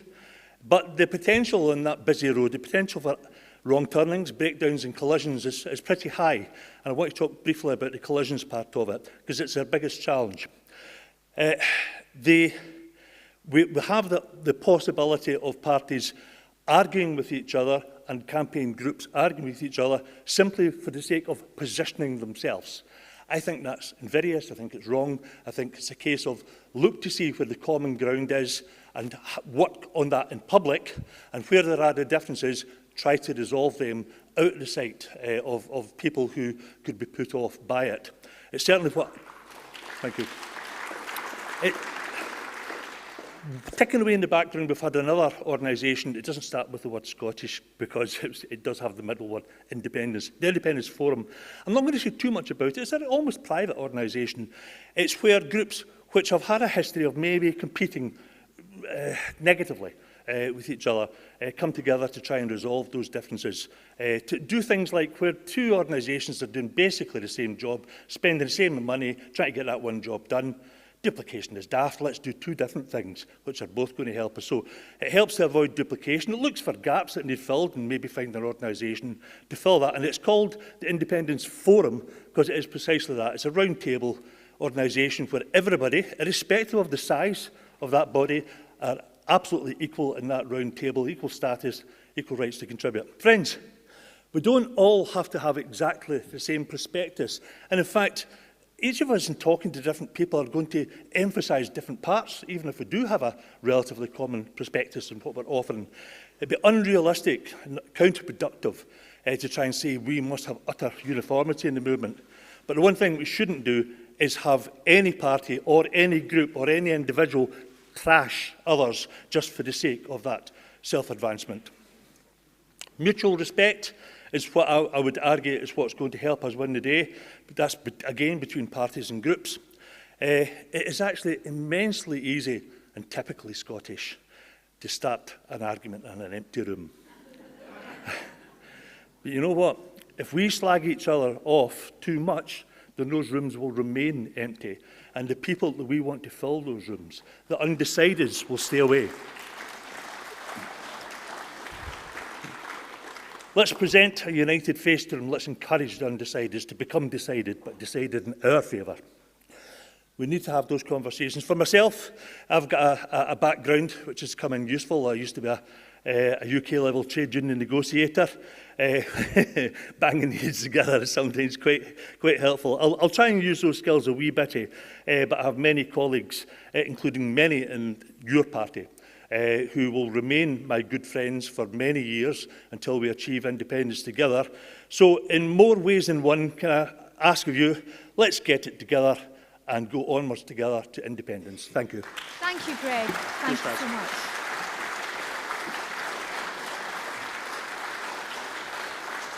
Thank you very much indeed, Greg. And now let's call our next speaker. I'd ask speakers to restrict their comments to 5 minutes. I'm now going to have to restrict that to 4 because I think we're going live to Reporting Scotland at 4:30 for Alex's speech. But with that in mind, can I please welcome SSP's International Secretary, Bill Bonner. Welcome, Bill.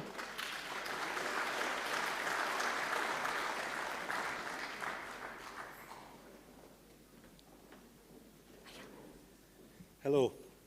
A few months ago, I was speaking at a conference in London and was asked 2 questions. The first one from someone who was from the Scottish Socialist Party is, if you're a socialist, how come you're part of a nationalist movement? I said, we're not part of a nationalist movement. As socialists, we're part of an independence movement. And there's a long tradition throughout the world of socialist parties being part of independence movement, from Cuba to Vietnam to many other countries. The second thing they said was, and it was a very obvious question, do you think Scotland's going to become independent? And I actually said, yes, of course. For me, it's not an issue, because I think Scotland is on a road which only has one destination, which is independence.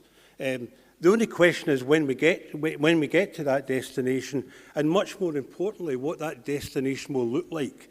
Because, of course, although we're all committed to independence, there are different types of independence. There's the very limited conservative view of independence that's projected by the Scottish Government and by the SNP, whose basic vision of independence is an independent Scotland will basically look like this. It'll look like Scotland is today, with minimum change. In fact, a central message to particularly no voters is it's okay to vote for independence because don't worry, nothing much will change. Well, the problem with that is, if nothing much changes, why bother with independence? Why bother with independence? You may as well just stick to the Union. They said. That view is that independence is an end in itself. I don't accept that independence is an end in itself. Independence should be a means to an end, a means to creating a better and very, very different Scotland. If you go back to the 2014 referendum campaign, in fact, go back a year before that to the beginning of the independence campaign. Remember, it was launched in that big cinema in Edinburgh. Colin Fox spoke on behalf of the Scottish Socialist Party. Support for independence at that time was about 25%. In fact, the only reason why the British government agreed an independence referendum was a supreme confidence we're going to win it. To use a football analysis from last week at Ibrox, where Rangers played Liverpool, from a unionist point of view, it wasn't so much are we going to win it, but how much are we going to win it by. But what then happened was this. A mass grassroots campaign developed, completely swamping the No campaign and also swamping the official Yes campaign. A radical grassroots movement that not only activated people and mobilised people, began to pose a different vision of independence. Because what they did was they started linking the demand for independence to other demands. So, for example, if you wanted to see the abolition of the monarchy and achieve a republic, vote for independence. If you want to get rid of nuclear weapons, vote for independence. If you want to produce a more fairer, equal Scotland, vote for independence. If you want a tax system in which has the novel idea that the rich should actually pay some taxes, vote for independence. Even if you want to bring key industries back into public ownership, vote for independence. In other words, independence wasn't simply an end in itself. It was a means to transform Scotland and make Scotland a better place. And I think that was central then, and it's central now. As you know, at the moment, there's a court case going through the Supreme Court in London. We've got to be clear. Independence will not be achieved in a court of law. Independence will be achieved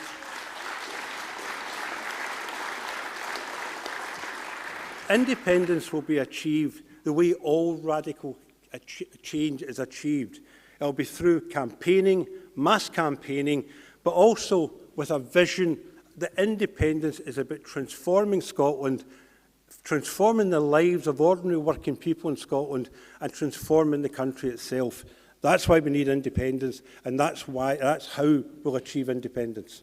Thank you very much. Thank you.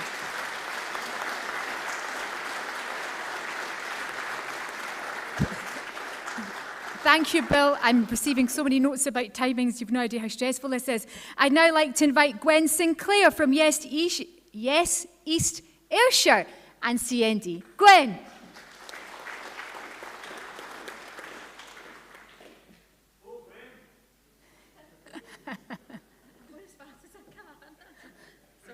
Welcome, Gwen. Hi, Fescar Ma. It's lovely to see everybody here. It's really, really great to be here. And when I was asked to talk about independence, I thought, well, what can I say about independence to you lot? I'm pretty sure you've thought of every single angle on it. But do you know what I was thinking? Let's go right back to the actual basics of why we want independence. Well, basically why I decided to campaign. And that was because I just feel as if we have never, ever had true democracy in Scotland. And I believe in democracy absolutely 100%. I think there's people who, I know there's a monument in Kilmarnock where I live that was specifically put there for people who went out in the 19th century and demanded the vote for themselves. 6,000 people turned up, of which the leaders were imprisoned. And it was an absolutely hideous thing. All they wanted was the right to be able to have a vote. And we've never had that in Scotland, because even when in the 1920s, when men and women got the vote, Scotland remained in a union where our votes have never ever mattered, they've never counted.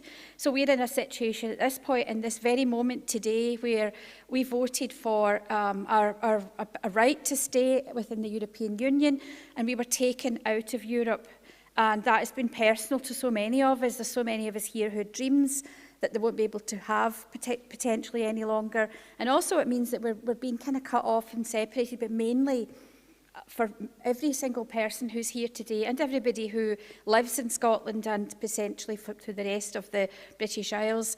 We've had a great big, enormous amount of money. We're having to pay extra money for our food, extra money for our fuel, and extra money now for our electricity, which is by and large connected up to us being out of Europe, and completely and utterly Scotland isn't in control of its own resources at this moment too. So those two things go hand in hand.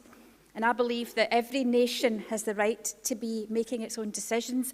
I think every nation, if it calls itself a nation, has the right to have democracy and have its own future decided by the people who live here.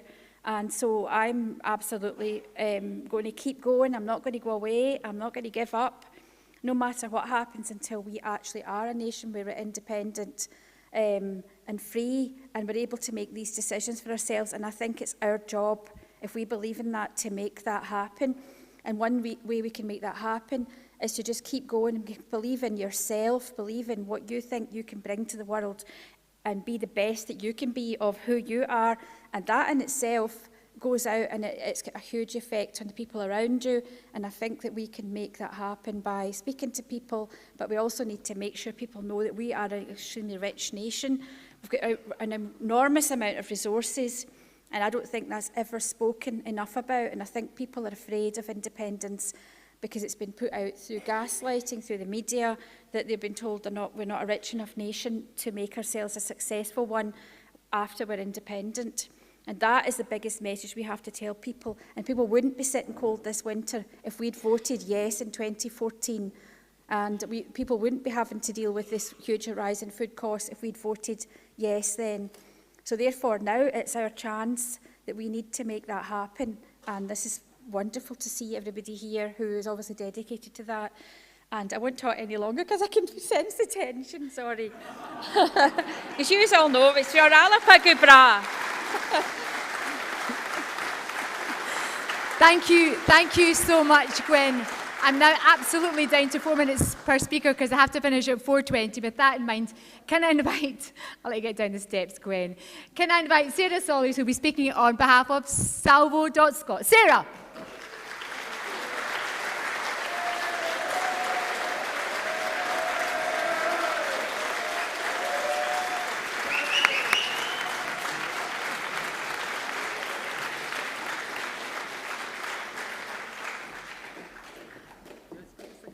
Okay.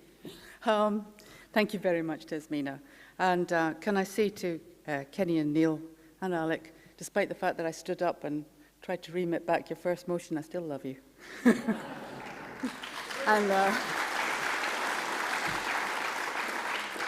And please don't start calling me Sarah Remit back Salyers, and I'll try really hard never to do it again. Okay, so most of you were here when that happened, and it didn't go very well. But I thought this would be, rather than what I was going to start with, I would start by explaining why did I get up and be Miss Pernickety. And I'm not sitting here with that wee form of words, no, and cause all that, because they're actually quite important words. And it's not anyone's fault that we don't know in Scotland what real popular sovereignty means. Anyone who's followed the work of Alf Baird, if you haven't read Doonhodden, it's not an easy read, but it's a really important one. We're like the fish in the goldfish bowl. We don't realize to what extent we have come to take for normal something which is fundamentally un-Scottish, fundamentally foreign, as just the way things are. And we don't realize the power that we really do have within our Scottish identity and within our Scots law. And I'll remind you that Scots law was reserved within the Treaty of Union, I think it was Article 28, and also, in a very clever little move, something called the Claim of Right, which few of you will have heard of by now, which is presented by the British establishment.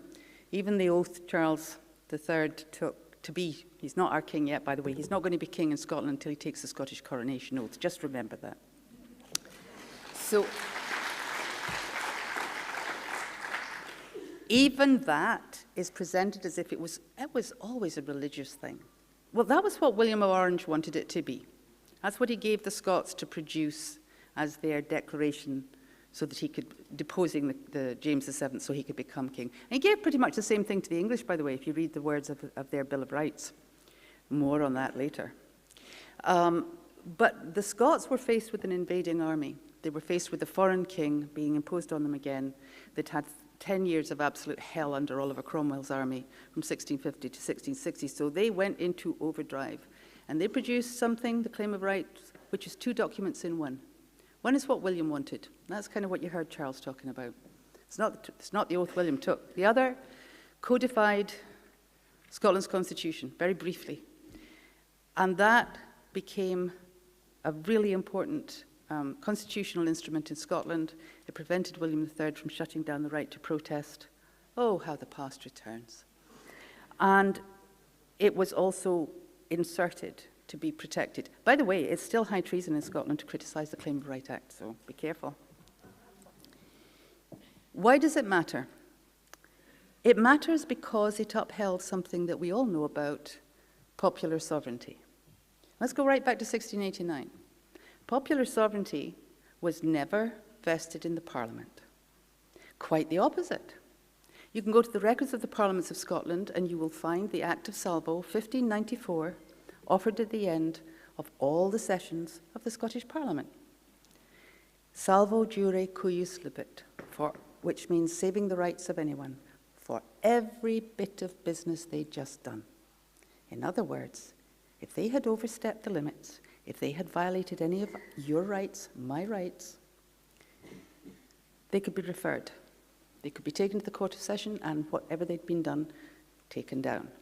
By the way, according to Stair, who is a legal expert of the last century, or previous century, the Court of Session still reserves the right to strike down any law that was passed by Westminster, which violates Scots law. Isn't that great? Thank you. What's important about this? So you understand the sovereignty is outside the Parliament. Always was, can't be any other way.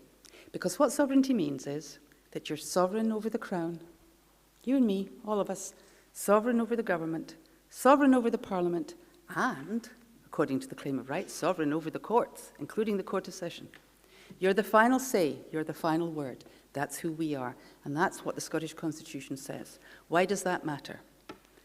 In 1989, when a non-legal, non-binding, non-statutory Scottish Constitutional Convention put forward a statement that the Scottish people are sovereign and have the right to determine the form of government best suited to their needs, and that was put forward to Westminster, there was not one vote against it. Why?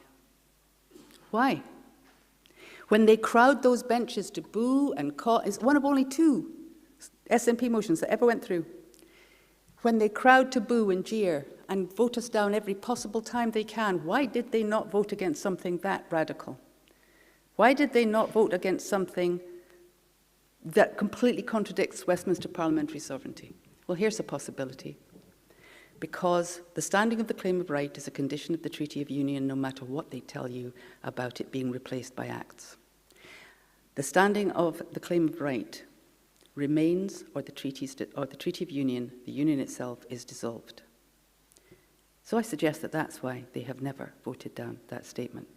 And once we understand that we can go right around Westminster.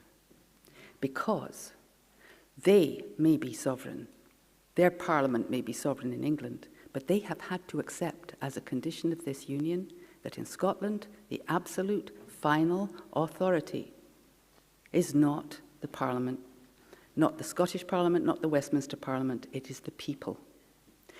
And that sovereignty, my friends, neither begins nor ends at the ballot box.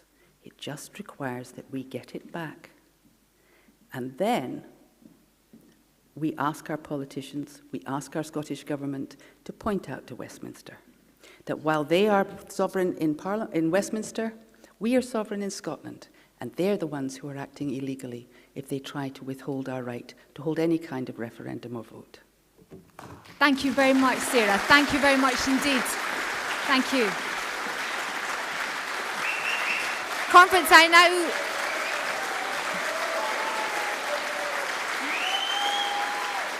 I now call our penultimate speaker.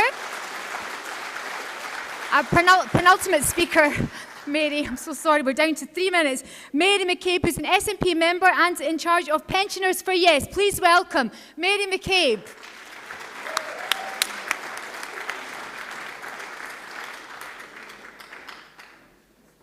I'll try and talk fast. The opinions on independence are very polarised now, so what we have to reach is the soft nose. And how do we reach these people? Because I think most of them are probably not political anoraks, not that into politics. They think all politicians are the same, and they don't question the narrative they get from the mass media. So we have to reach them some other way. Their status quo, the status quo to them is the comfort zone. And the onus is on us to try and show them we're under a glass ceiling in Scotland. And if we could only burst through that, we have to tell them first there's a glass ceiling because they don't know that. And then when we burst through it, what can happen then? The Unionists don't try to make the UK sound attractive.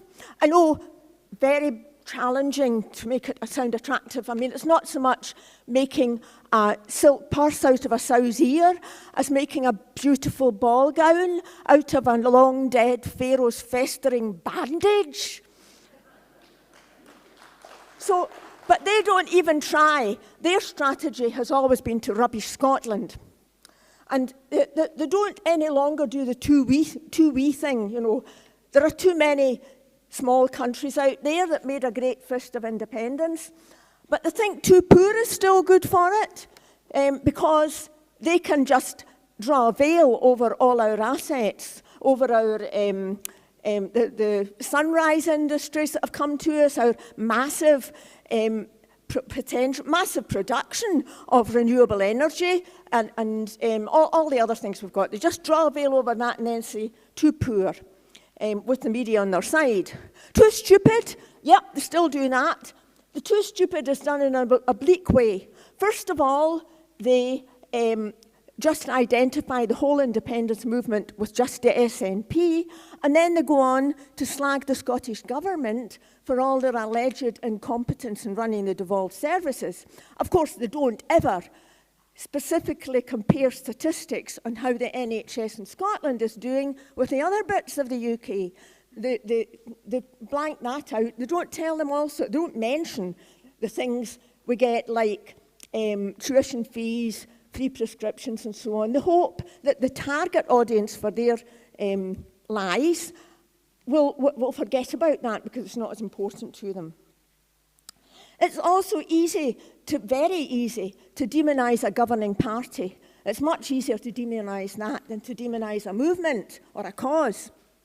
So that's why we have to absolutely take the grassroots stuff away from the political parties. We have to meet these people in the streets, at our stalls. We in Pensioners for Independence run stalls 3 times a week. And we strike up conversations with everybody in Argyll Street and also in Mulgai, talking to them about it. Also, well, we will be knocking on doors and so on. And even the mass demonstrations run by all under one banner. I mean, I think people underestimate the effect they have on people when they see thousands and thousands of people walking through their streets for independence and realise there's not a word of it in the BBC. I think that's got quite an effect. The road to independence is a very hard one. It's full of false summits. I've been on it all my life, but it's a well-trodden one. During the 20th century, 23 countries in Europe have done it, and not one has asked to go back.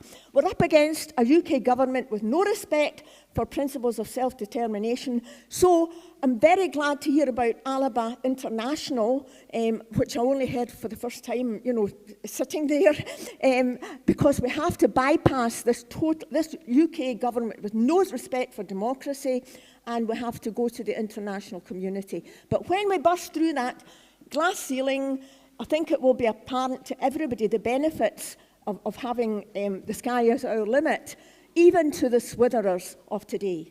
Thank you. Thank you very much indeed, Mary. Thank you. I'm now going to call our final speaker. A man, when I say he's got 3 minutes, will understand about numbers because he always makes them work. Please welcome Dr. Tim Rideout.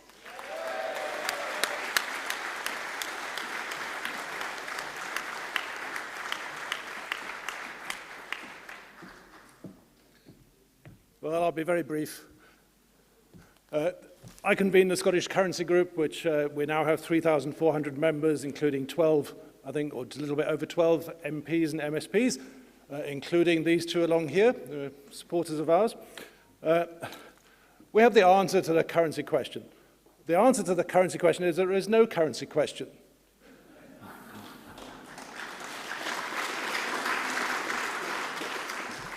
The only question is whether Scotland wishes to be an independent country or not. And if we wish to be an independent country, that means that you have your own currency. You do not use somebody else's.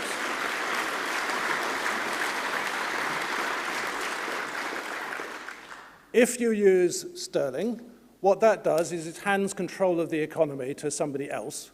It allows the City of London to carry on taking our surplus value in the way that they have been doing now. In fact, it turbocharges that, because now we'll be having to borrow from them, pay interest on all of that, and so forth.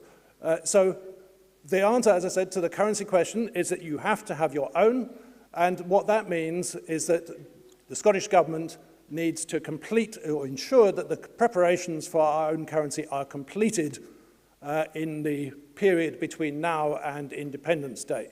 Now, Greg was talking about 250,000. If anyone knows where we can find 250,000, that pays for the first year's work on the programme to develop the Scottish Reserve Bank as the new central bank of Scotland. That's sort of design work on IT systems and things like that. So it's all it takes. We don't need the permission of the Scottish Government. We have the required expertise available in Europe, and we can just get on with it in the background and ensure that things like tender documents, IT specifications and so on are ready. So as I say, if anyone knows where we can get 250,000, let me know.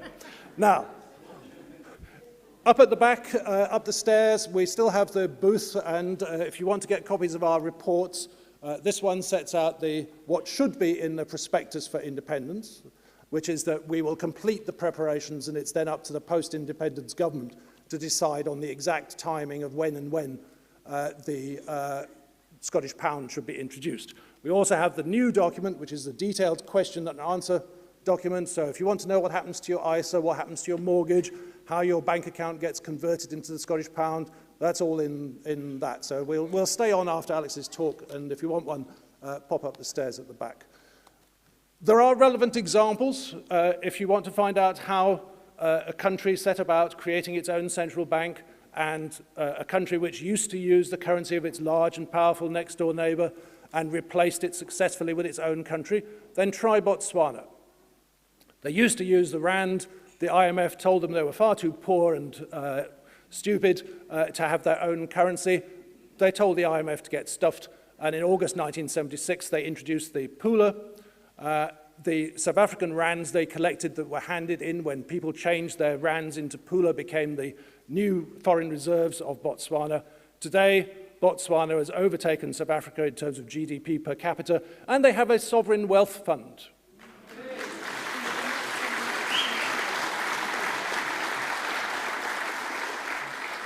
Namibia did exactly the same in 1993. So I'll stop now, apparently we're out of time, but you can find us on reservebank.scot. Join the Facebook group if you're not already a member of it, and do pop upstairs where we'll wait until give you a few minutes afterwards. Thank you so much.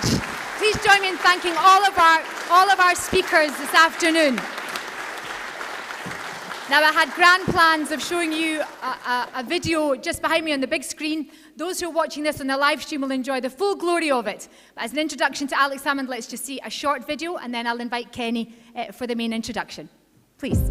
Political change can happen very quickly at the ballot box. And that political change requires two things. It requires a failure by the established party or parties, and it requires an alternative to take matters forward. And the people will sense and accept that change. But this idea that change is incremental is rubbish.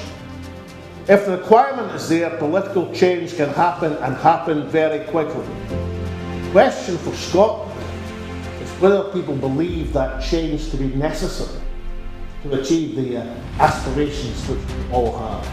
You know, I believe in Scottish independence all of my life. I am damned if I'm going to see it talked into oblivion with inaction. I am damned if I'm going to see all the efforts of me and others, and lots of folk in this room, just distilled into nothing. Not even put to the touch. Not even people given the opportunity to claim their right. I will not have it. And that's why the Party of Alba and the organisations are required. Not so as we can stand as guardians and see the flame diminish until it's finally extinguished, to make sure if people do not act whose responsibility and power it is to act, then there's an alternative for people to seize the moment and make the political change happen. Look, the country is ready. Yes, of course, we need the new perspectives. Yes, of course, the political education has to be done. Yes, of course, the mobilisation behind the energy bills and the constitutional reality of claiming our resources, the point has to be made. But basically, for a number of years, the people have been ready, but the leadership has been lacking. The job of Alba, the job of the other organisations, is to make sure that we don't go peacefully into the night, that this country gets the opportunity to reclaim its independence and freedom.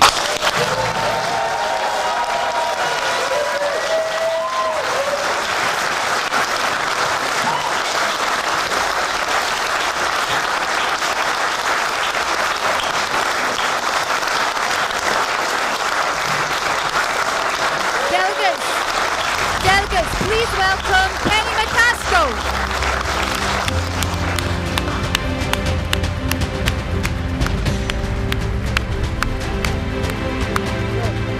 Thank you, delegates.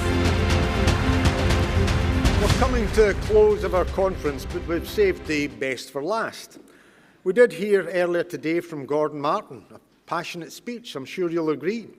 He's a friend to our party. He's been a supporter of our cause, not just in 2014, but he remains so today. How did that come about? It's because one man had a vision to build a party for independence that could win. One that he took into elections and succeeded. One that he took into government and indeed got an unprecedented result. One that saw that government deliver a referendum on independence. He built a coalition for yes that encompassed not just those members of the political party at that time, but encompassed groups that we've heard about earlier in the Rally for Independence and in trade unions with the likes of Gordon Martin. It didn't come about by fate, happen chance, or anything else. It came about because one man had the strategy, had the leadership, had the courage to take it forward and to deliver that for our cause. He has all that in spades. An SNP MP, he scares the horses down south. Good, I say.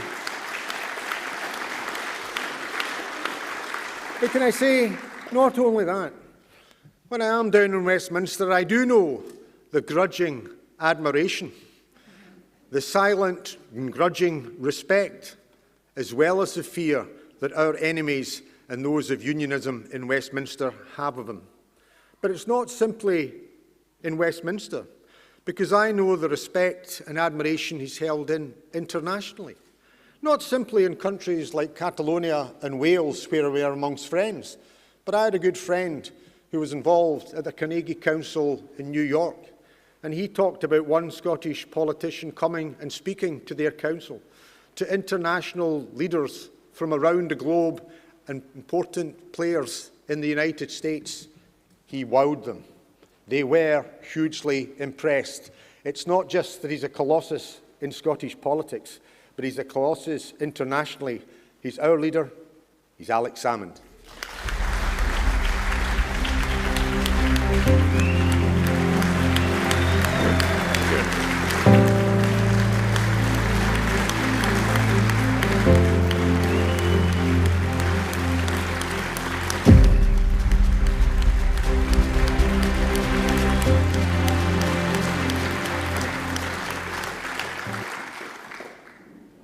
Well, friends, I was backstage saying I'll just stand here and listen to more of this from Kenny. It's absolutely great, you know.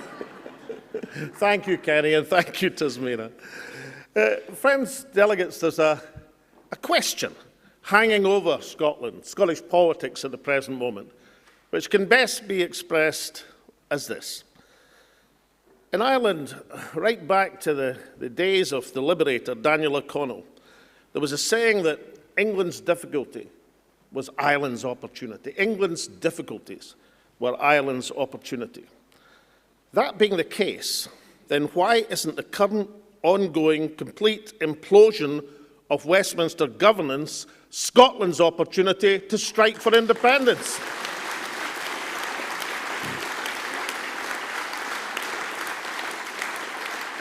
Over the last few days, we've witnessed something extraordinary in politics. The total collapse of the authority of the British government. They look simply ridiculous. The administration of Liz Truss is surreal, but the consequences are very real. Soaring inflation, sterling through the floor, interest rates through the roof, and the real consequences bearing down on real people. And the British alternative to this mess is the Labour Party. A party so desperate to be respectable that its leader won't allow its MPs onto the picket lines of workers striving to protect their jobs and livelihoods. Labour is not an alternative to the Tories, but a substitute.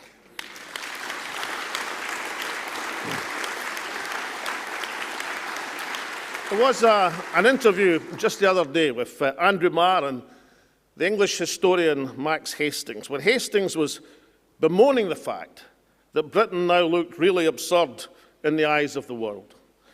He was then asked about Sir Keir Starmer. Mused Hastings, I just wish he was bolder. Friends, when the guy who edited the Daily Telegraph for 10 years tells the Labour Party they're not radical enough, then we can safely conclude that the British ruling classes will be safe in the hands of Sir Keir Starmer.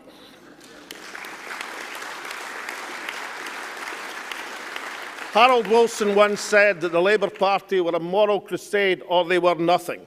Well, it's certainly no moral crusade, and it offers nothing for Scotland. Hapless, hopeless, inept, embarrassing. A description of Liz Truss's government, certainly, but also, unfortunately, an accurate description of the events in the Supreme Court of this week. You know, friends, if Alba had not been founded last year, we'd had to invent it this year.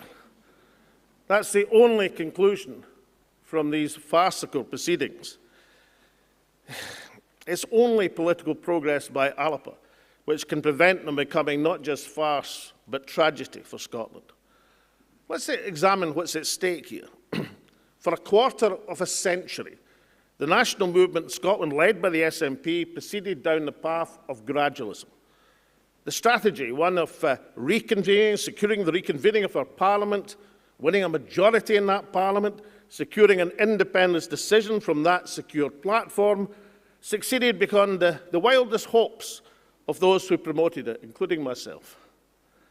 The Parliament was secured in 1999 against the expectations of many.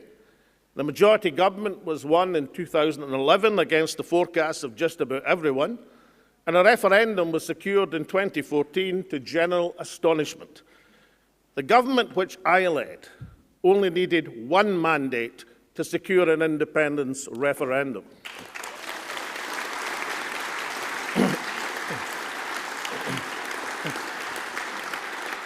Now, we lost the referendum, but Scotland was changed as a result of the process, changed in its attitude to independence. And the route to revisit the question by majority in the Scots Parliament seems secure. Indeed, in the aftermath of 2014, even the Tory party accepted that position. All of these historic gains have been frittered away over the last 8 years until the denouement in Middlesex Guildhall, 2 minutes' walk from the Palace of Westminster. Now, I don't claim, as many do, to know the result of the proceedings. Indeed, at times, watching the court proceedings, I thought the English judges on the panel were beginning to feel sorry for the Scottish case. And Mr. Eadie, the Treasury Counsel, came across as just a bit too smooth and a bit too arrogant, even for the English judicial palate. However, if against all expectations the Scottish case was to prevail, what exactly would it be won? The right to conduct a poll, which, according to the Lord Advocate's own submissions, rested on the argument it would have no practical effect. It would be a glorified opinion poll, not an exercise in Scottish sovereignty. That's the narrow ground of victory on which the Scottish Government have staked so much. And what is to be lost if the court rules against Scotland? If it closes off the referendum route through the Parliament without Westminster's prior agreement? Not only would it stop this First Minister and this Lord Advocate from venturing down this path, it stops any First Minister, any Lord Advocate, even one who believed in the case, from proceeding on that basis. Indeed, it would stop any Scottish minister introducing such a bill in good faith, as say advised by, well, Joanna Cherry KC or Aidan O'Neill KC, from going forward, or any backbencher prepared to put Scotland's cause in Parliament, going where their own government fears to tread. People sometimes ask me, what practical benefit would there be if Alba had been successful in our argument last year about an independence supermajority? What would have happened if Eva Comrie or Tasmin Ahmed Sheikh or Chris McElhenney had been elected to the Scottish Parliament? Well, for one thing, right now, there'd be an Alba independence referendum bill in the Scots Parliament unencumbered by the Lord Advocate's self-imposed veto.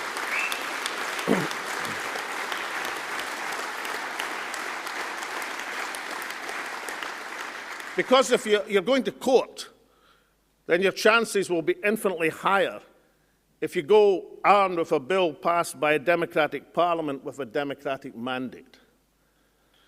Now, the Lord Advocate has come in for some criticism over the last few days. Let me say, I don't join that. She was asked to present a case in which she clearly stated she had no confidence. The responsibility lies with those who put her in that position. I mean, after all, it might have been a reasonable question to ask before she was appointed to a role as a government minister and advisor. A conversation might have run as follows. Excuse me, candidate for Lord Advocate. What is your view on the legality of the centrepiece of the election manifesto, the election which we have just won overwhelmingly? That might have been a reasonable question to ask. Because you see, friends, in the Supreme Court last week, not a sentence was uttered on Scotland's rights as a nation. Not a paragraph in the golden thread of Scots history where Scotland's claim of right has been articulated for 700 years. Not a word on how it's compatible with international law, from the United Nations Charter to the Helsinki Accords to the rights of freedom of expression in the Strasbourg courts. And particularly that's astonishing, since the sponsor of the legislation, the late Donald Dewar himself, signed such an undertaking to Scottish sovereignty in 1989 and committed to himself to it again in the passage of the Scotland Bill in parliamentary exchanges with yours truly. Now, of course, the SNP did put some of this, not all of it, but some of these points in a written submission. But it was not heard by the court. If these arguments are as important, as vital, as compelling as any Scottish nationalist or even any self-respecting Scot would think, then why were they not part, indeed point number 1 of the Lord Advocate's submission? And why was there no SNP fanfare about the case? I think there was one SNP MP outside the court with a banner questioning the competence of the court his own government had chosen to approach. The answer is they were embarrassed by the paucity of the submission before the court. Having taken Scotland's case and Scotland's cause to the UK Supreme Court, they let it go by default. In short, the First Minister went to the wrong court with the wrong argument at the wrong time, and Scotland's rights as a nation could be the loser.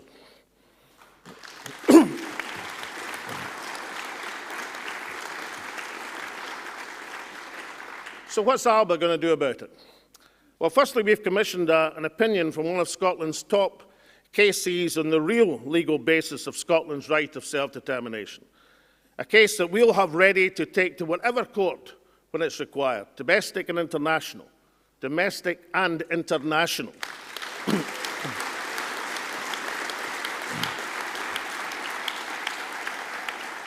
And the case we shall take to the people. Because the second action is in the field of politics. After a year and a half in existence, Alba are at 4% in polls. Can we get to 6% by the next Scottish elections and win seats? Certainly. Can we get to 14% and win lots of seats? Probably. Could we get to 40% and transform Scottish politics? Well, perhaps in one set of circumstances. If the party which has been entrusted with leading the charge for sovereignty completely drops the baton and refuses to move forward. And you can be sure that any hint of success for Alba elected in elections, the SNP elected representatives will suddenly rediscover their enthusiasm for independence. And that's important, friends. You know, many years ago, I and others embarked on a campaign to replace Labour as the leading party of Scotland. We knew it was a long-term project, but we also knew that with any sign of progress by the SNP, Labour would suddenly restart the long dormant campaign for a Scottish Parliament. And we knew that would be valuable for Scotland. So it was with Labour and the SNP then. So it is with the SNP and Alba now.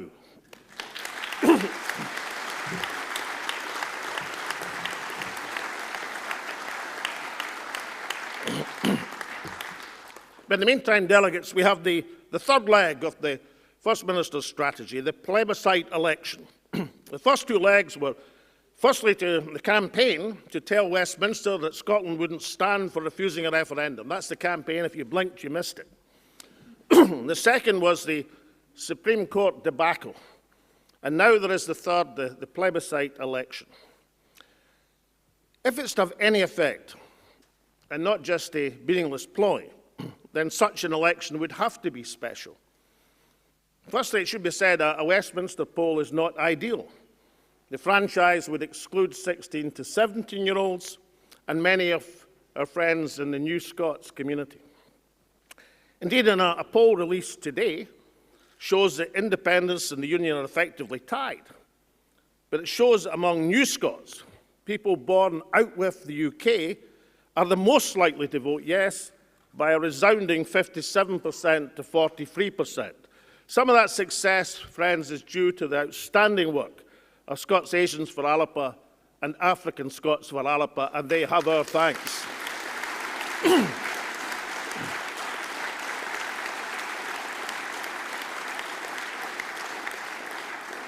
Now, the national movement in Scotland should be proud of that finding. But remember, it's some of these independent supporters who would be excluded from voting in a Westminster election. To have any chance of success, a plebiscite election would have to be fought on a Scotland United ticket on the single issue of Scotland's right to independence. To fight it as a normal party election would mean the SNP would spend all of its time explaining why they can't run a census, why they can't build ferries, or about the state of the National Health Service. It would be about the capabilities of the current SNP Greener government, not the potential of Scotland as an independent nation. Last year, we tried to explain the benefit to Scotland of replacing unionist list MSPs with independents supporting MSPs. It would have hugely strengthened Scotland's hand in current circumstances. Now we say, if you're seeking an independence mandate at an election, then fight it as Scotland United to maximise Scotland's chances.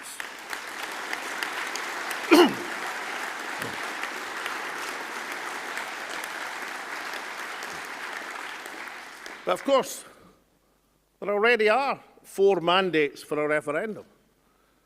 What Scotland needs most of all is the political resolve to press the issue now. We're told that we can't have a referendum because the Tories say no. Now I see what's stopping us. It's the almighty political power of Liz Truss. That colossus of the Westminster scene is the person stopping Scotland's right of self-determination. Delegates, let's introduce reality. A puff of wind would blow over the Westminster government. The only job safe in Downing Street right now is Larry the Cat, who might get moved to the Treasury at any minute. What we need is parliamentary action, such as that displayed by Neil and Kenny this past summer.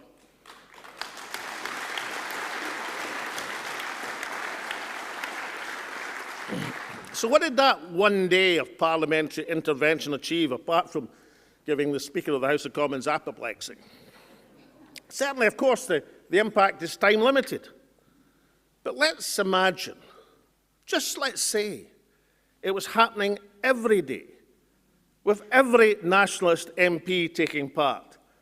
With a determined band of 50, you could bring Westminster to a halt until Scotland's democratic rights were recognised. That's the reality.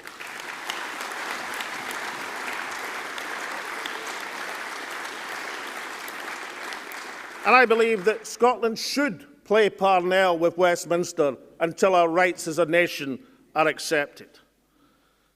That parliamentary initiative has to be backed by popular action. Nothing works unless the popular will is there and demonstrated. When 100,000 people rallied in the streets of Glasgow, SNP ministers looked down their noses at their efforts. In contrast, Alba will always encourage and support cross-party and non-party initiatives from the people who proclaim Scotland's sovereignty.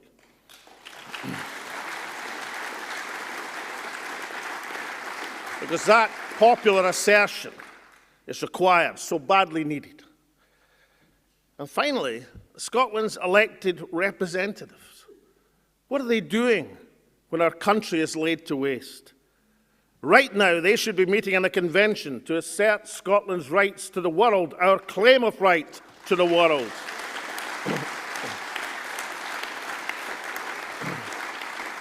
I know some good people believe that the claim of right is a particular document at a particular time. It isn't. It's many documents, many letters, many declarations, many conventions over the centuries.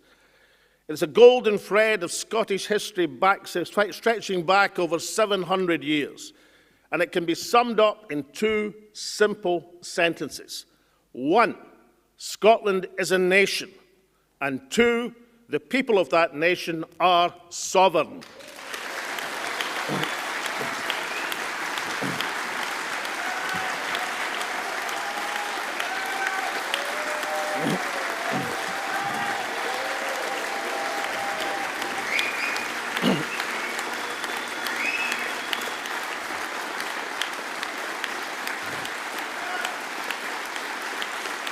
Now, friends, the stewards of that sovereignty don't lie in the Supreme Court in London, or with the King in Parliament in the Palace of Westminster. It lies directly through the people with Scotland's elected representatives. They are its stewards, and they must now exercise that right, that responsibility in conjunction with the community of Scotland. And we'd have every prospect of success, which is why they must be encouraged to honour their mandates. And no one would be more enthused than Alba if the SNP now acted on independence. But what happens if they don't?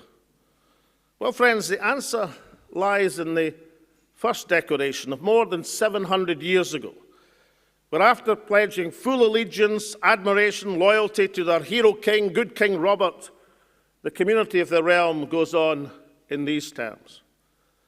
Yet if he should give up what he has begun, seeking to make us or our kingdom subject to the King of England or the English, we would exert ourselves at once to drive him out as our enemy and as subverter of his own rights and ours, and make some other man who was better able to defend us our king. For as long as 100 of us remain alive, never we, on any condition, will be subjected to the lordship of the English.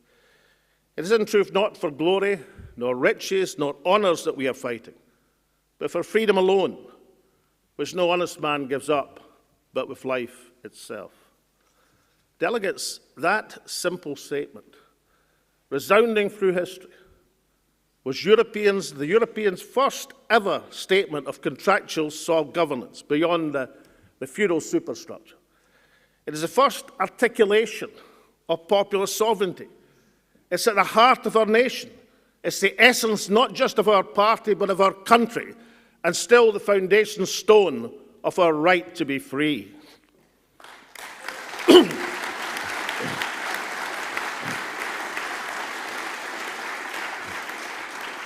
Delegates, we are 18 months old as a political party, just 18 months old.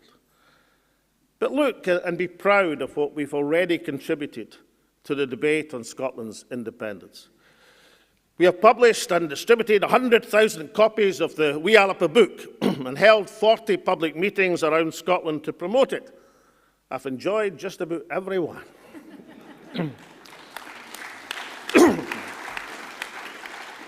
Well, today, friends, we commit to 100,000 more of a new edition for the new year.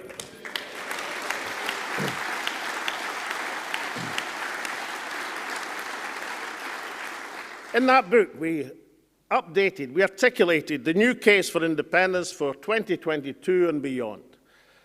Now, I've spent much of this speech dealing with independence strategy, because unless we have it, then our case will wither on the vine. But equally vital is the why of independence, the practical moves which make independence workable and beneficial to our fellow Scots, the vision of a fair and prosperous society which makes the pursuit of independence worthwhile. In the Wee Alba book, we explain why joining the European Free Trade Association is the way forward for Scotland. Recently, Alba visited the EFTA Secretariat to confirm that such membership would be speedy and suitable for Scotland.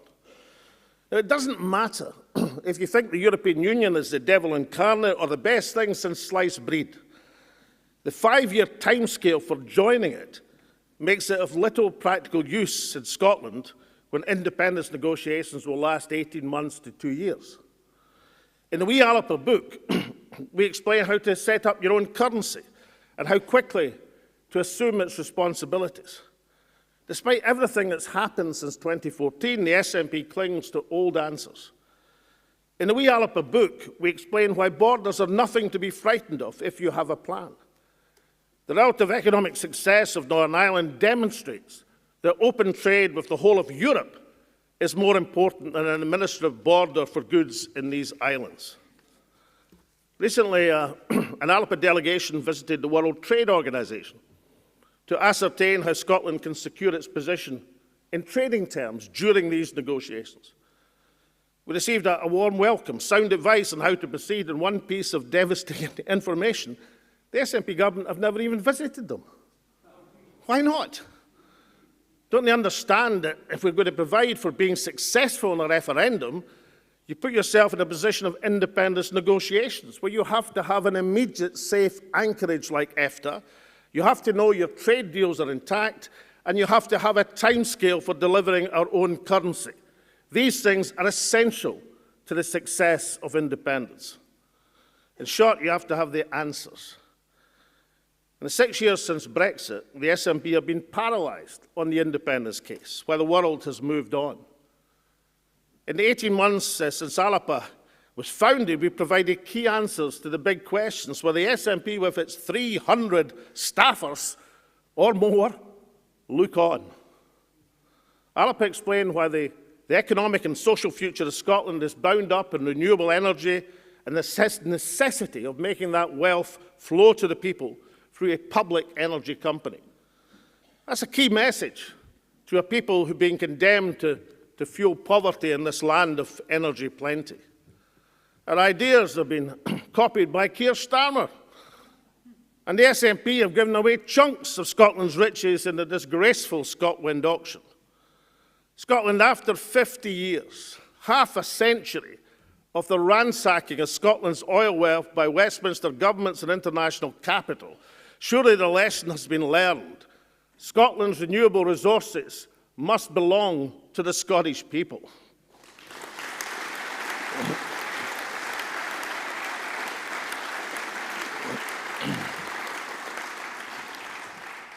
Last year, delegates, Alba explained that notwithstanding the high regard in which the late Queen Elizabeth was held, and I personally held her in the highest regard, it's now time to consider our democratic options for a new nation. Is anyone in the national movement seriously saying that we should build the modern constitution of a new Scotland on hereditary monarchy and enshrine the succession of King Charles and a new King Billy?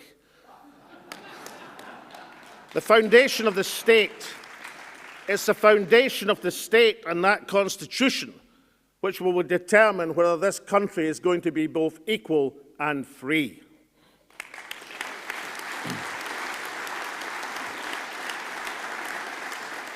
Now, this year, Alba proudly stands as a party who speaks up consistently against illegal invasions, which was why we condemned the Russian invasion of Ukraine. We were also a party which promotes the cause of peace. We live in a Europe where a war is raging with the threat of uncontrollable escalation, and yet the only strong leadership voices for peace and negotiation have been Pope Francis and President Erdogan of Turkey.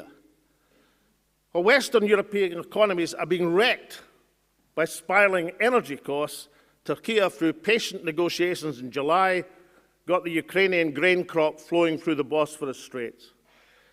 Designed to help ease global food prices by increasing supply, that pact has been the only diplomatic breakthrough in 8 long months of war. But do you hear the UK mainstream media talking about this diplomatic initiative, which has meant many less people starving across the world? Not a bit of it. They're too busy salivating over the war to talk about the prospects for peace and negotiation. Since the 1960s, the national movement of Scotland has derived much of its moral force, not just from the removal of weapons of mass destruction from Scotland's waters, but exercising from Scotland the destructive mentality which they represent.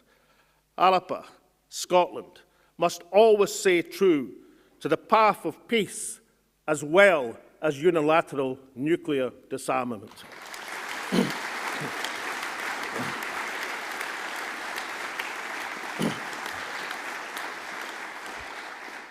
The delegates the last few weeks have removed for all time the image, the presentation of Britain as a powerful, stable state. Britain is an economic and political basket case. It's a giant liner steaming full speed towards the ice floe, and Scotland needs to launch the independence lifeboats right now.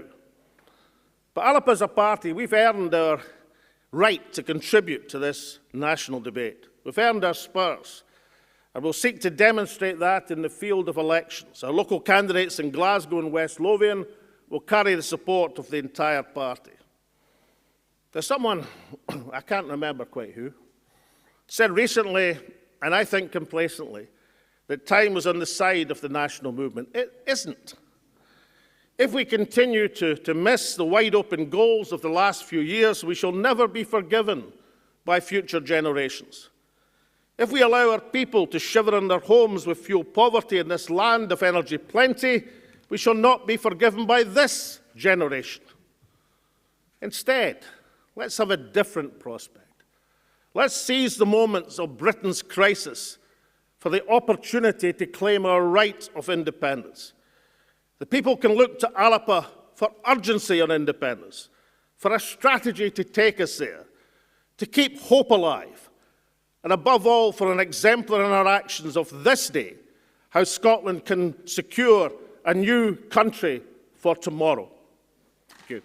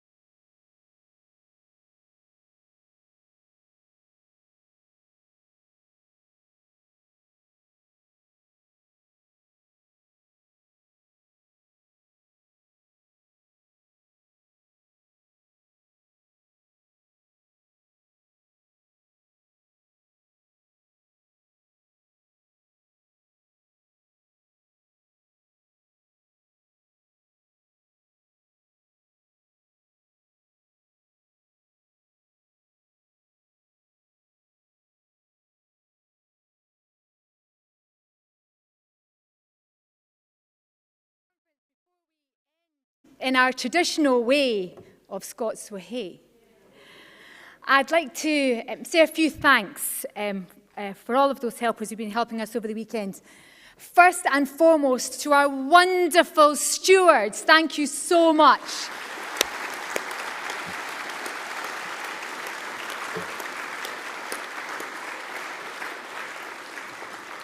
I've also had a message from Judith Reid, who's asked us to say a happy birthday, which I think we should, to the oldest Highland Lacu member, who's going to be 98 on the 27th of October, Willie McRobbie. Happy birthday from Alba.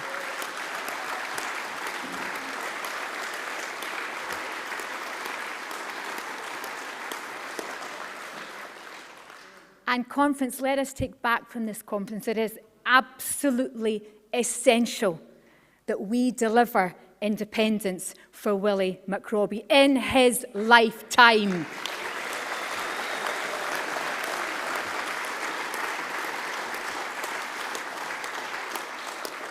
I'd like to thank the venue staff, Nikki and her team. I'd like to thank SLS and the AV team, despite the broken screen, but we'll deal with that after.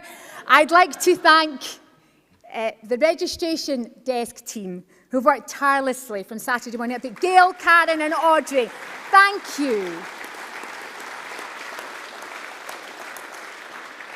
I'd like to thank our team at HQ, Callum and Alexander, our Conferences Committee and the National Executive Committee, and all of our stall holders too. Thank you very much indeed.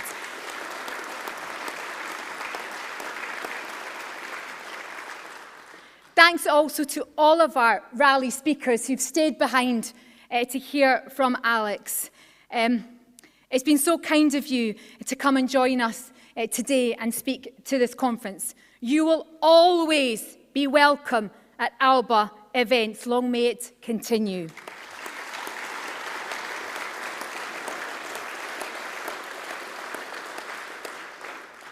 I'd like to express appreciation for all of our LACU award winners and our honorary member for all of your gracious speeches. Above all, I would like to thank you, delegates, for a vibrant conference. We've had motions, amendments, remit backs, and a number of points of order. That's what conferences are all about. Thank you.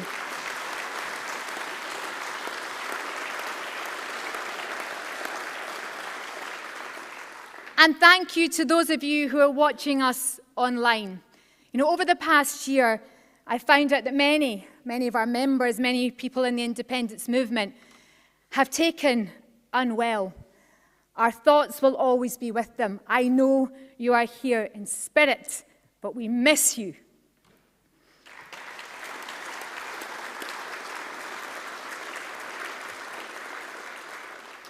And to all of you watching, onwards to independence, as we finish now by inviting our piper, Brian Kelly, to pipe us out with Scots Wihey. Brian.